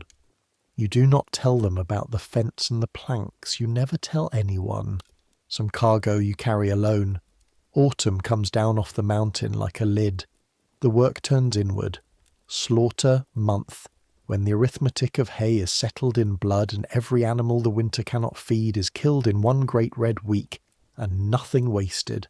Blood for sausage, fat for lamps, horn, bone, hide, hooves, and the whole farm smells of iron and smoke for days. And you're 15 now. Your birthday passed uncounted somewhere at sea. And this year, for the first time, you're given the knife for one of the cattle yourself, and your hand does not shake. And you find, doing it, that you have no words for what you feel, and that this wordlessness is not emptiness. It is just the local weather of the heart, and men here live whole lives inside it. Then, 3 weeks before the winter feast, a rider comes down the shore path on a shaggy pony, and everything changes key. There is to be a thing, an assembly, called early, out of season, at the Thingstead by the river mouth a day's ride north, and the case that has forced it is the worst kind, the kind everyone has felt coming for 2 years the way you feel weather in a scar. Ketel Flatnose's son Arnie has killed Ossa Proudbeard's son Steen, in the summer pasture, overgrazing, with witnesses. And the district's whole immune system is convulsing, because Ketil's kin and Ossa's kin between them cover half this coast in a web of marriages and fosterings and oaths. And if this goes to feud, the feud has enough dry fuel to burn for 30 years, and everyone knows exactly what 30 years of feud costs, because everyone's grandfather lived through the last one, and the names of its dead are still toasted at feasts by men who never met them. Your father, as a landholder, must attend. He takes Thorgrim, Grim, and, this year, for the first time, you. I need you to understand what a thing is, because it is the most important institution this civilization possesses, more than the ships, more than the swords, and almost nobody 1,000 years from now will make movie about it. There is no king here, not really, not yet. There is no sheriff, no prison, no executioner on a salary. There is only this, a flat meadow by a river, used since before memory, where every free man of the district gathers at appointed times, armed, because a free man is armed. That is nearly the definition, and the law is spoken aloud from memory by a law speaker, an old man whose entire office is to be the district's living statute, book, and cases are pleaded, and judgment is found by panels of neighbours, and the whole thing runs on nothing but the community's shared willingness to enforce its own verdicts. It is government with the engine exposed. And it works, mostly, better than it has any right to, and it is the ancestor, through 1,000 years of descent and mutation of institutions some of you listening live under tonight. The word itself will survive, hidden in plain sight in the names of parliaments, in the tin world of one small island, in a family of ideas about law being a thing spoken among equals in the open air. The thingstead, when you ride down to it, is a temporary city, booths of turf and cloth thrown up along the river. Hundreds of horses, smoke, trade stalls at the edges, because wherever this many people gather there is a market. Marriages being brokered in one booth, a horse being sold in the next, and through it all a current of tension you can feel on your skin, because Ketil's people are camped at the north end and Osser's at the south, and between them the meadow, and in the meadow the law.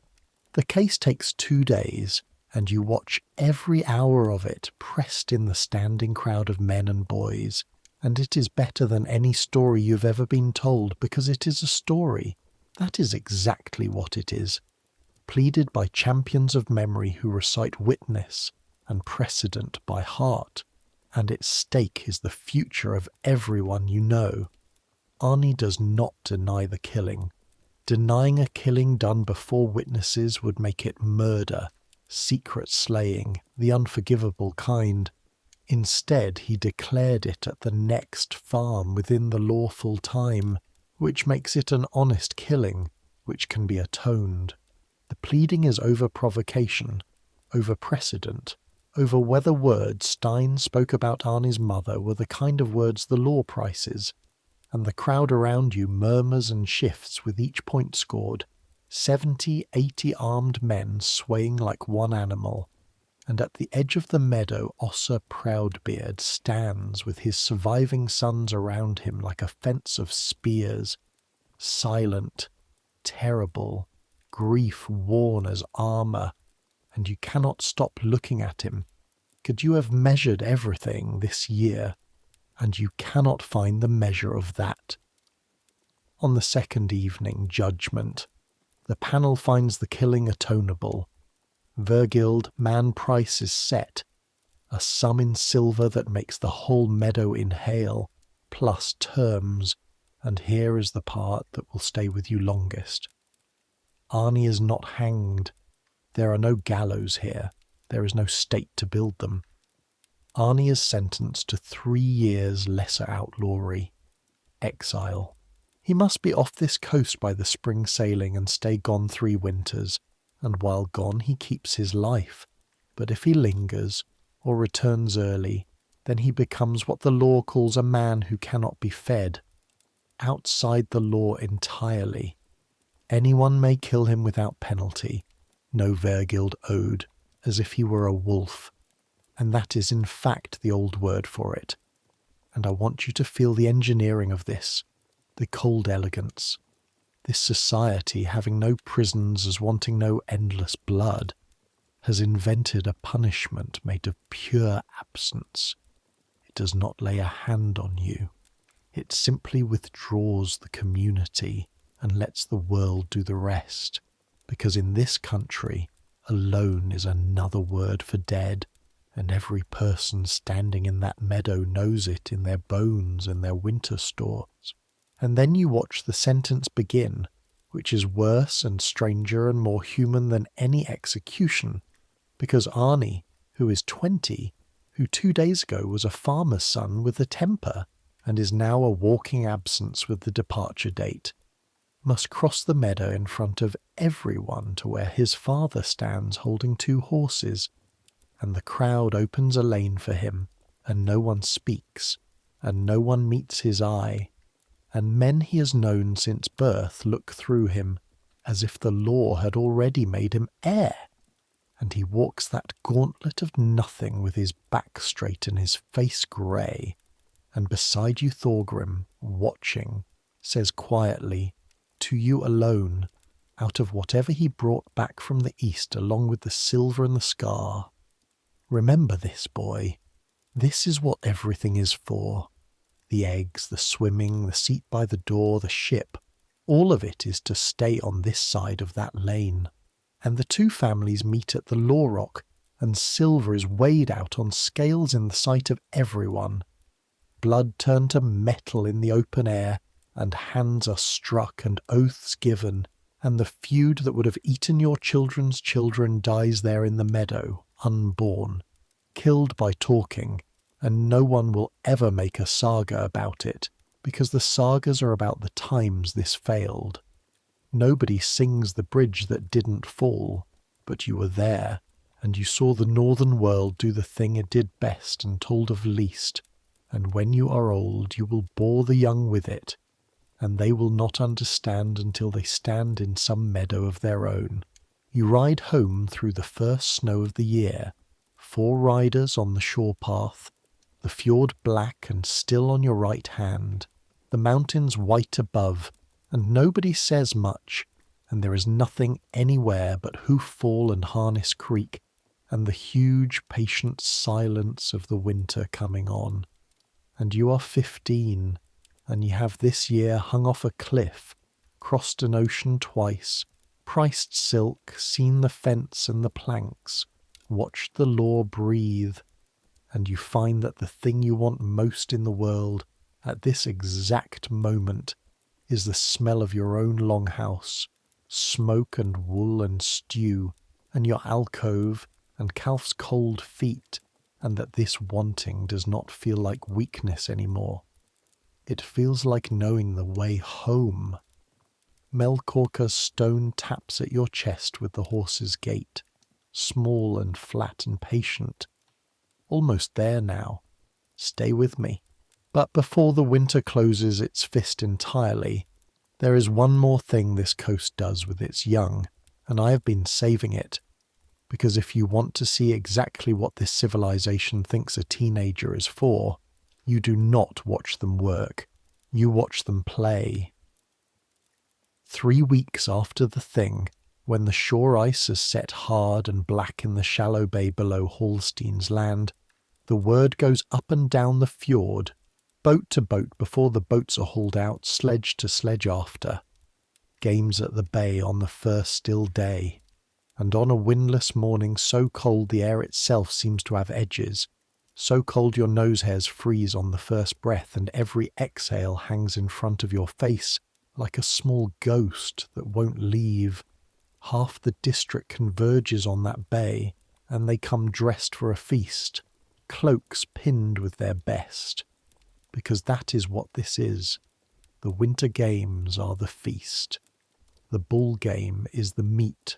It is called Natalika, and everything anyone will reliably know about its rules 1,000 years from now can be written on the back of your hand. But you don't need the rule book, because you're standing on the ice inside it, so let me just give it to you the way you're getting it. A hard ball, wood or leather-wrapped stone, heavy enough that catching it wrong sprains fingers. Bats, like short, heavy hurling sticks. 2 sides, picked on the shore in the old brutal way, best men first. And the picking is itself a public ranking of every male on the fjord between 14 and 40, published aloud, one name at a time, in front of everyone's mothers. A field of black ice with goals scratched at either end, and rules, such as they are, that permit, that expect, that are mostly composed of body checking, wrestling, holding and hitting, and the sagas, when they mention this game, mention it almost exclusively because of who got maimed or killed playing it, and which feud started there. And the sagas are not exaggerating, and neither is the low fizz of excitement running through the crowd on the shore, wrapped in their cloaks, holding their small beer, because they have not come to watch a ball. They have come to watch the young men of this coast find out about each other. You are picked 11th. Note it precisely, because everyone else does. 11th out of perhaps 30, at 15, called by name, Erik Ormsson, by a captain who is one of Holstein's housemen, and 2 winters ago you would not have been called before the last shameful huddle of boys and old men, and the number 11 goes into the district's single shared memory next to the dropped axe and begins, quietly, to outweigh it. Grim is picked second, other side. Of course, other side. The captains are not fools. Brothers on opposite sides is half the entertainment. And Svein is picked fourth, your side. And when he skates over, because yes, there are skates, cattle shin bones ground flat and lashed under your shoes, and you scull along on them with an iron-tipped pole like a gondolier of the frost. When Svein comes gliding over, he grins at you with the particular crookedness of a boy who owes you his life, and has decided the only bearable way to carry that is as a joke, and says, "Try to keep up. I'm told you're slow in the water." And this is how boys here forgive each other for having been saved. Sideways, armoured, permanently. You will be some version of friends for the next 50 years, and neither of you will ever once say a sincere sentence about it. The game begins with the ball thrown up between the captains, and I want to give you the first 10 heartbeats exactly, because they contain the whole institution. The smack of the ball caught, the roar, instant, from 200 throats on the shore. The concussion of the first body check, a sound like a sack of grain dropped from aloft, as a man of 20 puts a boy of 16 flat on the ice in front of the boy's own father, legally, applauded. And the boy gets up, because getting up fast here in front of everyone is worth more than the goal. The click and hiss of 30 pairs of bone skates, your own breath soaring. The ice itself talking under the weight of everyone. Long groaning cracks that run the width of the bay like something enormous turning over in its sleep, and everyone ignoring it with the studied unanimity of people who all grew up on this exact ice and know to a finger's width how thick December makes it. And then the ball's in front of you, loose, skittering, and the world contracts to it, and you go. I will not give you the whole game blow by blow. A Natalica match can last most of a day, and this one does, with breaks for the players to eat standing up, chewing dried fish with their chests heaving, and steam pouring off their shoulders like off cattle. I will give you the 3 moments that matter. The 3 the fjord will still be retelling at spring planting. The first, mid-morning, Grim catches you in open ice with your head turned, a hit you never see, and the black sky and white mountains trade places, and you land on your back hard enough to lose your wind entirely. That awful stunned bird flutter in the chest where the body has simply forgotten the trick of breathing, and your brother's face appears above you, upside down, sweating, entirely unapologetic, and he says, "Head up, little snake," and skates away, and the shore laughs. And here is what you must understand, lying there relearning air. This is not cruelty, or rather it is cruelty of the licensed, loving, load-bearing kind. Everything the sea will do to you, everything a feud would do, everything the world holds, arrives here first, on the ice, in front of witnesses, at survivable strength. The game is a forge, and the district has gathered to watch what comes out of it, and there is exactly one correct move available to you, and you make it. You get up fast. The second. Past midday. The score even. Temper's gone from hot to something with a smell to it. One of Osur Proudbeard's younger kinsmen, a thick-necked 17-year-old called Bercy, with this autumn's grief still banked in him like coals, takes a fair hit from Svein, and answers it with an unfair one.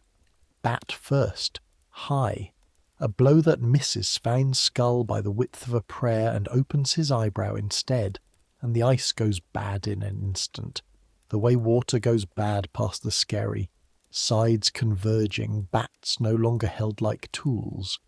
200 spectators' voices dropping into that low register that crowds find when they can feel a thing tipping, and old men are already stepping down the shore, rocks shouting names, and this exact minute, is how half the feuds in the sagas begin. A game, a blow, an answer, 40 years of funerals, and it does not happen. And the reason it does not happen is a thing you will think about for the rest of your life. The reason is Grim. Your brother, who is not the captain, plants himself between Bercy and the closing bodies, on the other side's behalf against his own side's temper, drops his bat flat on the ice with a crack that stops the bay, and says, loud enough for the shore, "First blood to the winter. It's had worse from all of us," and picks the ball up barehanded and throws it the length of the field, away from everyone so that the game itself pulls the crowd apart chasing it. And the minute passes, and the ice is only ice again, and the shore saw. Cole, who is standing among Hallstein's people on the rock, saw. Osser himself, cloaked and grey and terrible, saw a stranger's son take a half-step of shame onto himself to spare Osser's hot-headed kinsman a lifetime of it. And this is how Grim, in one afternoon, does more for his own name with a dropped bat than with every goal he scores, because you already know the law it runs on. You learned it on your own skin at the skerry. A thing given up in front of witnesses is worth 10 things won. Watch him, your brother, 17, breathing steam, retrieving his bat as if nothing happened. The sagas are full of berserks. Not one saga was ever written about the game that stayed a game. But the district remembers in its wordless ledger exactly who kept it one. The third moment is smaller, and it is yours. And because it is yours, I will keep it brief the way you keep it brief when you're old, out of a shyness that never quite dies. Late. The light already going copper and blue, the last period of play, everything aching, your hands beyond feeling on the bat, and the ball comes to you 30 yards out with 2 men converging, and you do not do the brave thing. You do the thing Thorgrim taught you at the board and Ozur confirmed at the oar.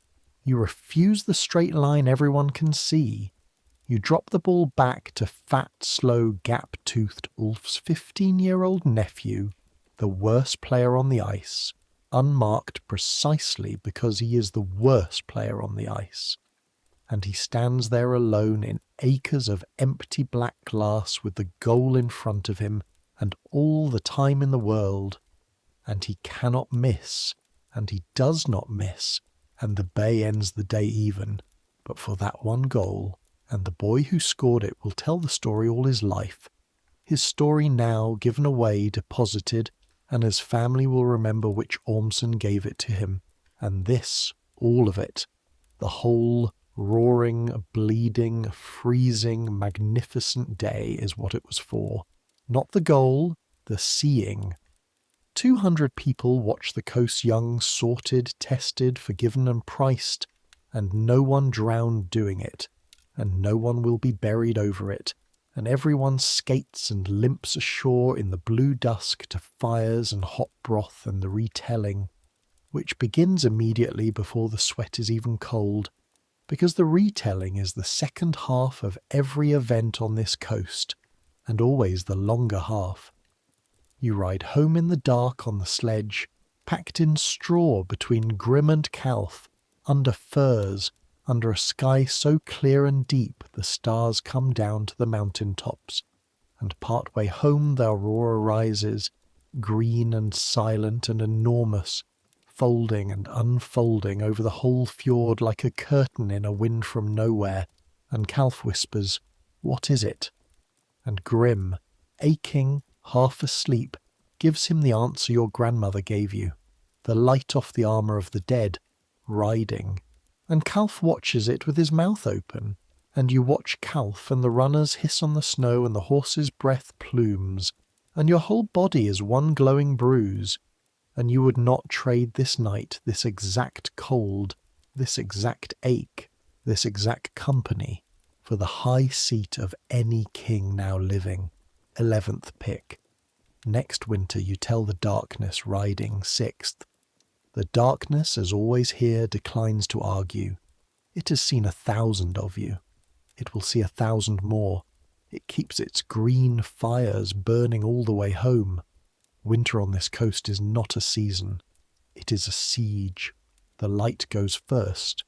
Every day the sun cuts a lower, shorter arc over the mountains across the fjord, until in the darkest weeks it barely clears the ridge at all, a red coin rolled along the summits for 2 pale hours, and then the long blue dusk, and then the dark.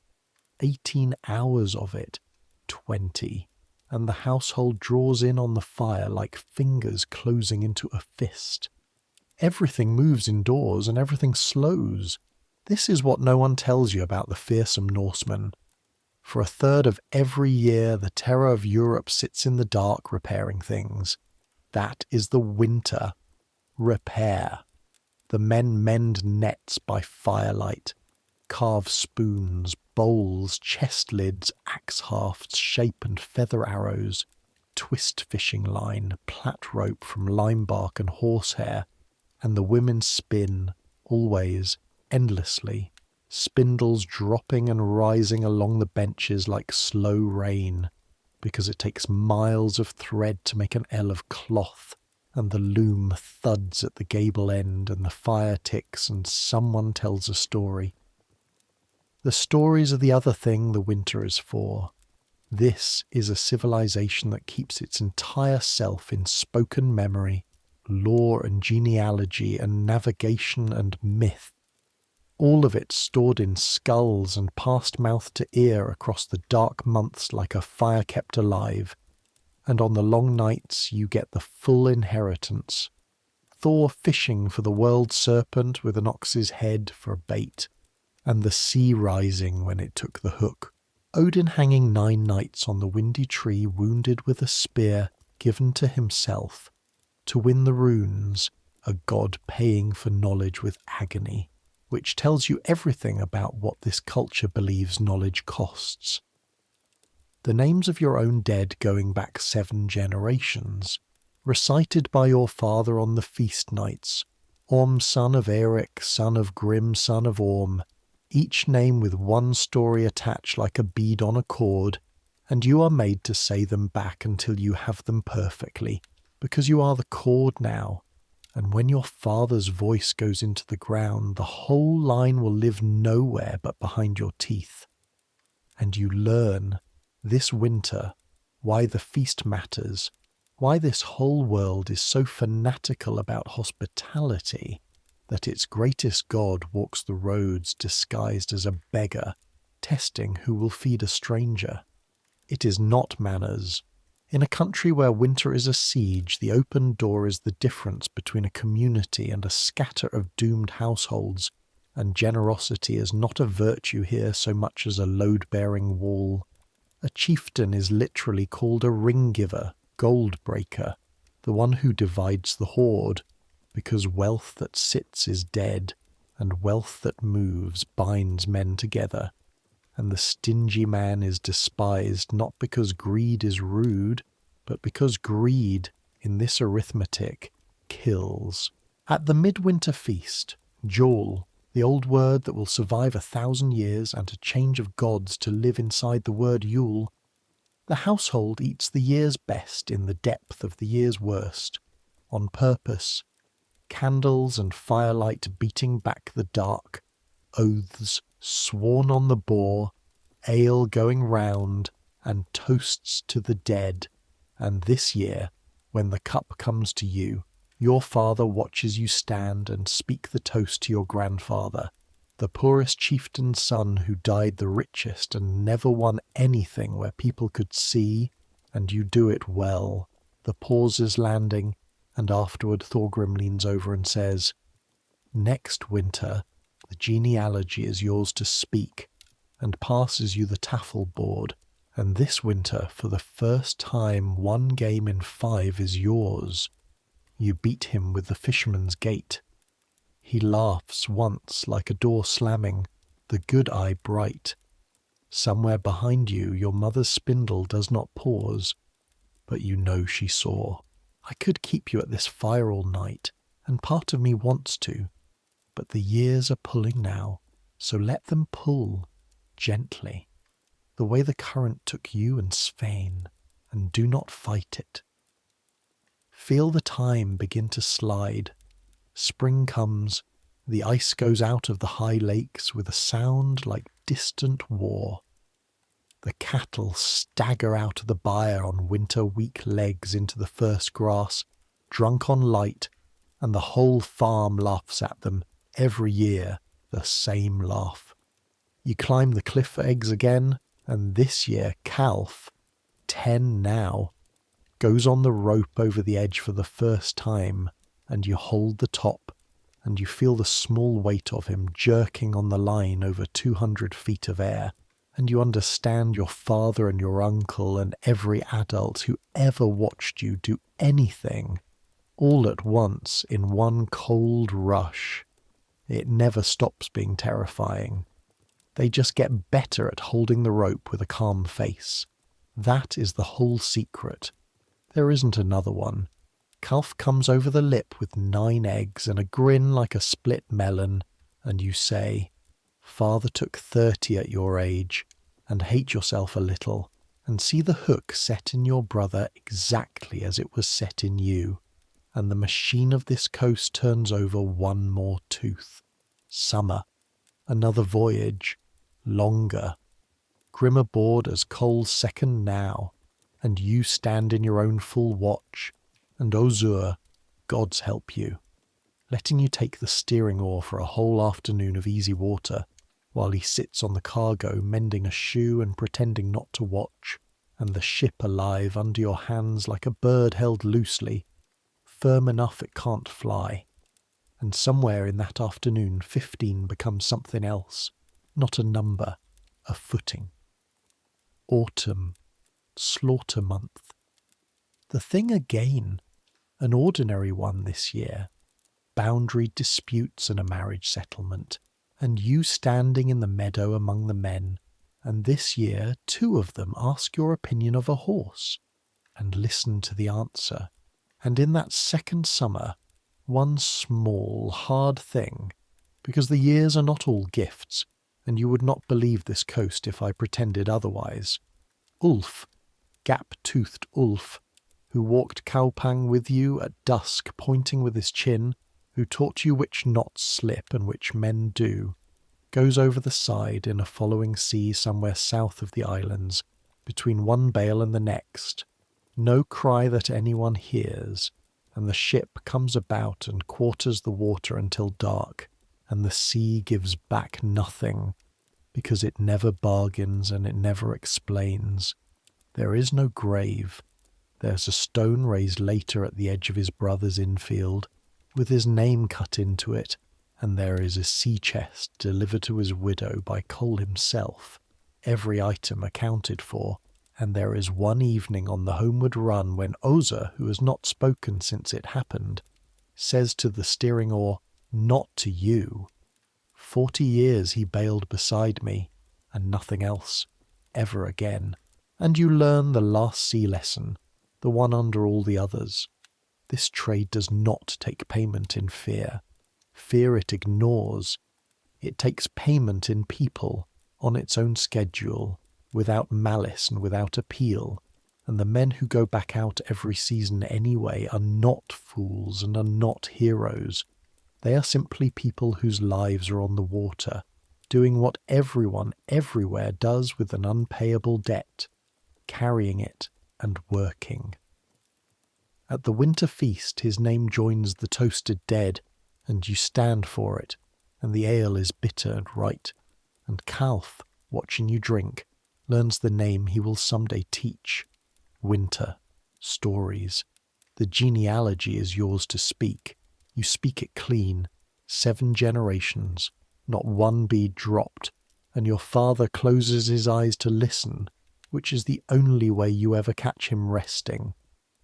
And somewhere in the sliding of the seasons, ask it now. The question this whole night came in asking: why were Viking teenagers absolutely insane? Why does a 14-year-old hang off a cliff on a rope held by a 9-year-old, swim a current that killed his neighbour, sail for the horizon in an open boat, stand ready to answer insult with iron? And you know the answer now, because you have lived a year and a half of it. They weren't insane. That is the whole revelation, and it is bigger than the question.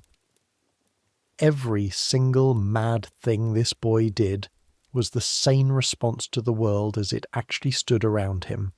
No police, so reputation is armour, so armour must be forged in public, young.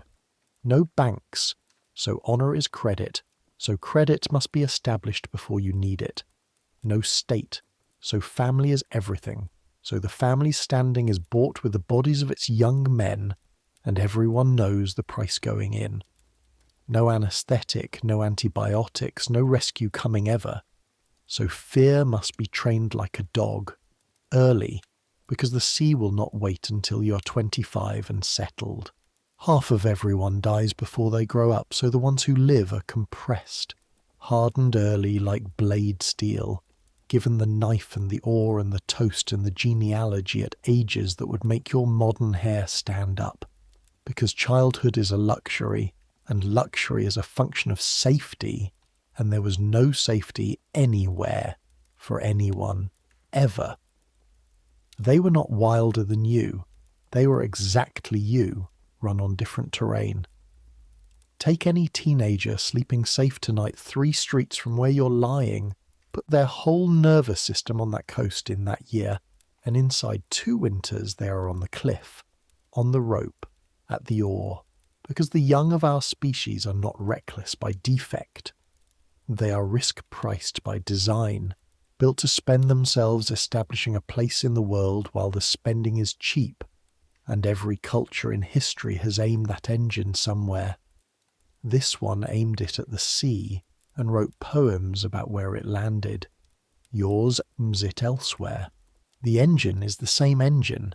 It is running in every house on your street tonight quietly, waiting for its coast.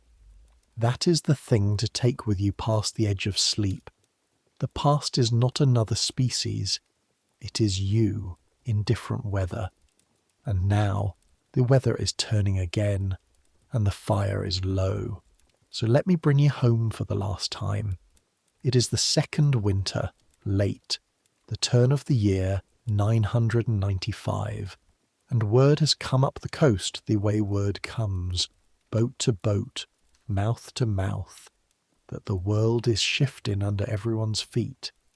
A young war king called Olaf, Tryggvi's son, home from raid in England rich as a mountain, has taken the land and is preaching a new god from the prow of a ship. One god, a hanged and risen god, and the temples are burning in the north, they say, and every farmer on this coast has an opinion about it and states it quietly, looking at the fire, because opinions about kings are the one cargo it never pays to carry loudly. Your father listens to the news and says only, "Gods change, hay doesn't," and goes back to mending a net, and there is a whole philosophy in that. The philosophy of people whom history happens to, who've learned to stand in its weather like cattle standing in rain, and it will hold this family together through what is coming, and what is coming is everything. The new god, the new kings, the slow death of the assemblies, the end of the world you have spent tonight inside. It is all already in the wind off the water, but it will not arrive tonight. Tonight is only this. Snow since midday, windless, enormous. The flakes coming down the size of goose feathers into a fjord, so still the mountains lie in it upside down, perfect, until the snow erases them. The farm battened, the cattle warm and rustling in the byre, the racks empty, the hay holding, the arithmetic sound. Inside the longhouse, the fire is banked to a deep red heart, and the household lies breathing along the benches in the dark. 17 people, one warm animal with many hearts, and the smoke curls up under the roof hole and out into the falling snow.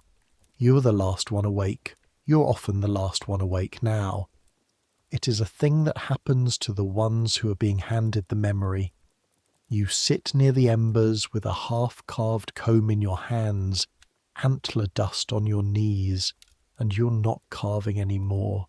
You're only sitting, and the house talks to itself in its low nighttime voice, a beam settling, an ember caving, Calf murmuring in his sleep down the hall, the loom standing silent at the gable with your mother's next sail begun on it like a story paused mid-sentence.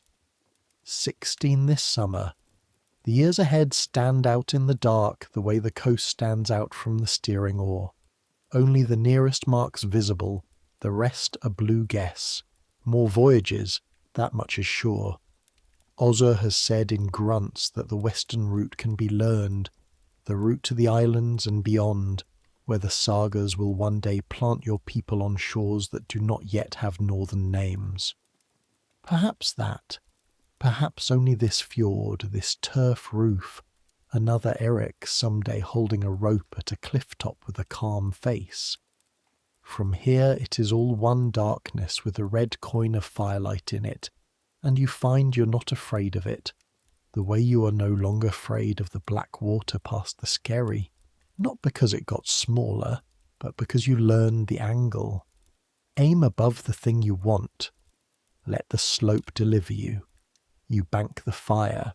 You know how now, without thinking, ash drawn over the coals just so, the heart of it saved for morning, a small buried sun, and this is the 10,000th time hands have done this on this hearth, and the fire has not died in living memory, and it will not die tonight either, because you are careful, because you are taught, because everything here survives the dark the same way, banked, tended, handed on. Then the alcove, the wooden walls close on 3 sides, the sheepskin, the wool, your brother's feet, cold as ever against your shins, and the small flat stone with a hole in it on its cord against your chest, for finding the way home.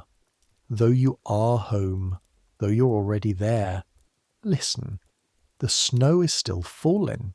You cannot hear it. No one can hear snow, but you can hear what it does. It is taking the sounds of the world away one by one. The sea first, the endless grinding sea, muffled now to a breath. The wind gone entirely. The mountains silent always, more silent now. The whole fjord being folded slowly in wool. Your hands ache, the good ache, the day's work leaving them the way heat leaves a stone. Your shoulders let go of the oar they have not held for months and still hold every night. The split palm of 2 winters ago is a pale seam now. You find it with a thumb in the dark out of habit, a small ridge of the past healed over, kept. You are warm enough, fed enough, safe enough. You have a roof of living turf between you and the snow, and a fire banked to last, and people breathing on every side of you who would hold your rope over any cliff there is. That's more than most souls on this dark coast can say tonight. That's enough. The sounds of the farm grow fainter now. Or maybe you're just listening less. It comes to the same thing in the end, this hour of the night. The byre has gone still. The fire has gone from ticking to breathing, somewhere far down the fjord once, a sound that might be ice settling or might be nothing, and no one wakes because everyone here knows the difference in their sleep. The boundary between waking and dreaming starts to soften, the way the shoreline softens under snow. You are still in the alcove, and you're also somehow already out on the water, the good water, the easy afternoon water, the steering oar alive in your hands, and both are true, and neither needs defending, because this is the hour when the mind is allowed to hold things loosely, like a bird, firm enough it can't fly, loose enough you don't kill it. Tomorrow there will be snow to clear from the byre door. Tomorrow there will be the cattle and the fire to wake from its ashes and nets and the comb to finish, and Calf asking to be shown the fisherman's gate for the 10th time. Tomorrow there will be all of it, the whole patient turning wheel of the farm, but that's tomorrow. Right now there is only the dark and the wool and the warmth you have earned twice over, and the snow coming down on the roof above you so softly that it is less a sound than a kind of permission. Let your hands unclench. They've held enough today. Rope and knife and oar and antler. They can be empty now. Empty as allowed this 1 hour. Let your shoulders come down from around your ears, where the cold put them in some morning years ago, and where they have stood guard ever since. No cliff tonight, no current. The watch is someone else's. The watch tonight is nobody's, because nothing is coming, because the snow has closed the passes and stilled the water, and wrapped the whole known world in wool, and even the wolves are only sleeping somewhere in it, warm in their own dark, dreaming their own coasts. Let the day sink. Let it go down slowly through you the way a stone goes down through still water, turning, growing dim, coming to rest somewhere at the bottom where all the other days are lying, the cliff days and the sea days and the meadow days, thousands of them already settled and quiet, a floor of days for the rest of your life to stand on. You're tired enough, warm enough, home enough. Sleep is coming up the fjord now the way the tide comes, without hurry, without asking, covering the skerries one by one. Centuries will pass. The turf roof over you will fall in, and grass will grow where the hearth was, and one day only a long low green mound above a fjord will mark that a house stood here at all, and sheep will graze on it, and children will play king of the hill on it, not knowing, and that is all right. That is what houses are for in the long run, to hold their people warm for a while, and then to become the ground. The gods will change. The hammer at your throat will give way to the cross on your grandchildren's, and the temples will fall and the churches rise, and in time those too will weather, and other things will be believed under this same ridge of mountains, and the mountains will not comment, as they have never commented. The ships will change. Oak and wool will give way to iron and oil, and the Nordvega, the North Way, your thread through the needle field, will be run by vessels Ozzer could not dream, guided by voices from the sky, and not one sailor aboard will need to hold a coastline at his skull. But they will still watch the water in the dark hours. Some of them will still whisper to it. The sea will not have changed at all, not one grain of its indifference, and every sailor will still know, in the old place under the ribs where you know it, that it is not watching. The language you dream in tonight will scatter down a dozen daughter tongues, and 1,000 years from now, people on far shores who have never heard of this fjord will still, without knowing it, use your words for the things that mattered most here. They will say knife, and they will say window, wind-eye, the hole your smoke went out of, and they will say husband and law and berserk and egg. They will name their days for your gods, Odin's day, Thor's day, Freya's day, and hurry through them, not hearing. Your world will be gone, and your world will be in every mouth, both. That is how time treats everything it loves, and people will still live on this coast, still cut hay against the winter, in machines now, but watching the sky with your exact eyes. Still teach their children the water, still hold ropes at cliff tops with calm faces while everything in them screams, because that has not changed. That will never change. The ones who love you get better at holding the rope. That is all. That is the whole of it, in any century you care to name.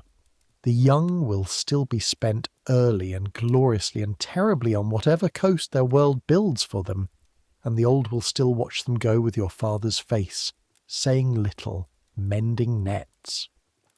And at the end of every one of those days, all of them, the whole uncountable snowfall of days between your dark and theirs, people will lie down tired in the warm dark next to the people they belong to, and listen to whatever their night is doing, snow or rain or traffic or wind, and feel the day sink through them and settle, and go where you're going now.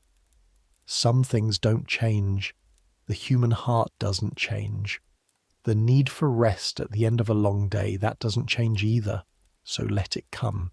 Let sleep take you the way the tide takes the shore, everywhere at once and gently. Let the fire keep its own watch, banked and buried, a small sun under the ash, faithful till morning. Let the snow keep falling on the roof of living grass, on the byre, on the boathouse, on the racks, on the mountains standing upside down in the fjord, on this whole small kingdom that held you. Let your thoughts slow and soften and finally stop. You climbed the cliff, you crossed the water, you came home, you've earned this rest, take it, and dream of whatever dreams may come. Good night.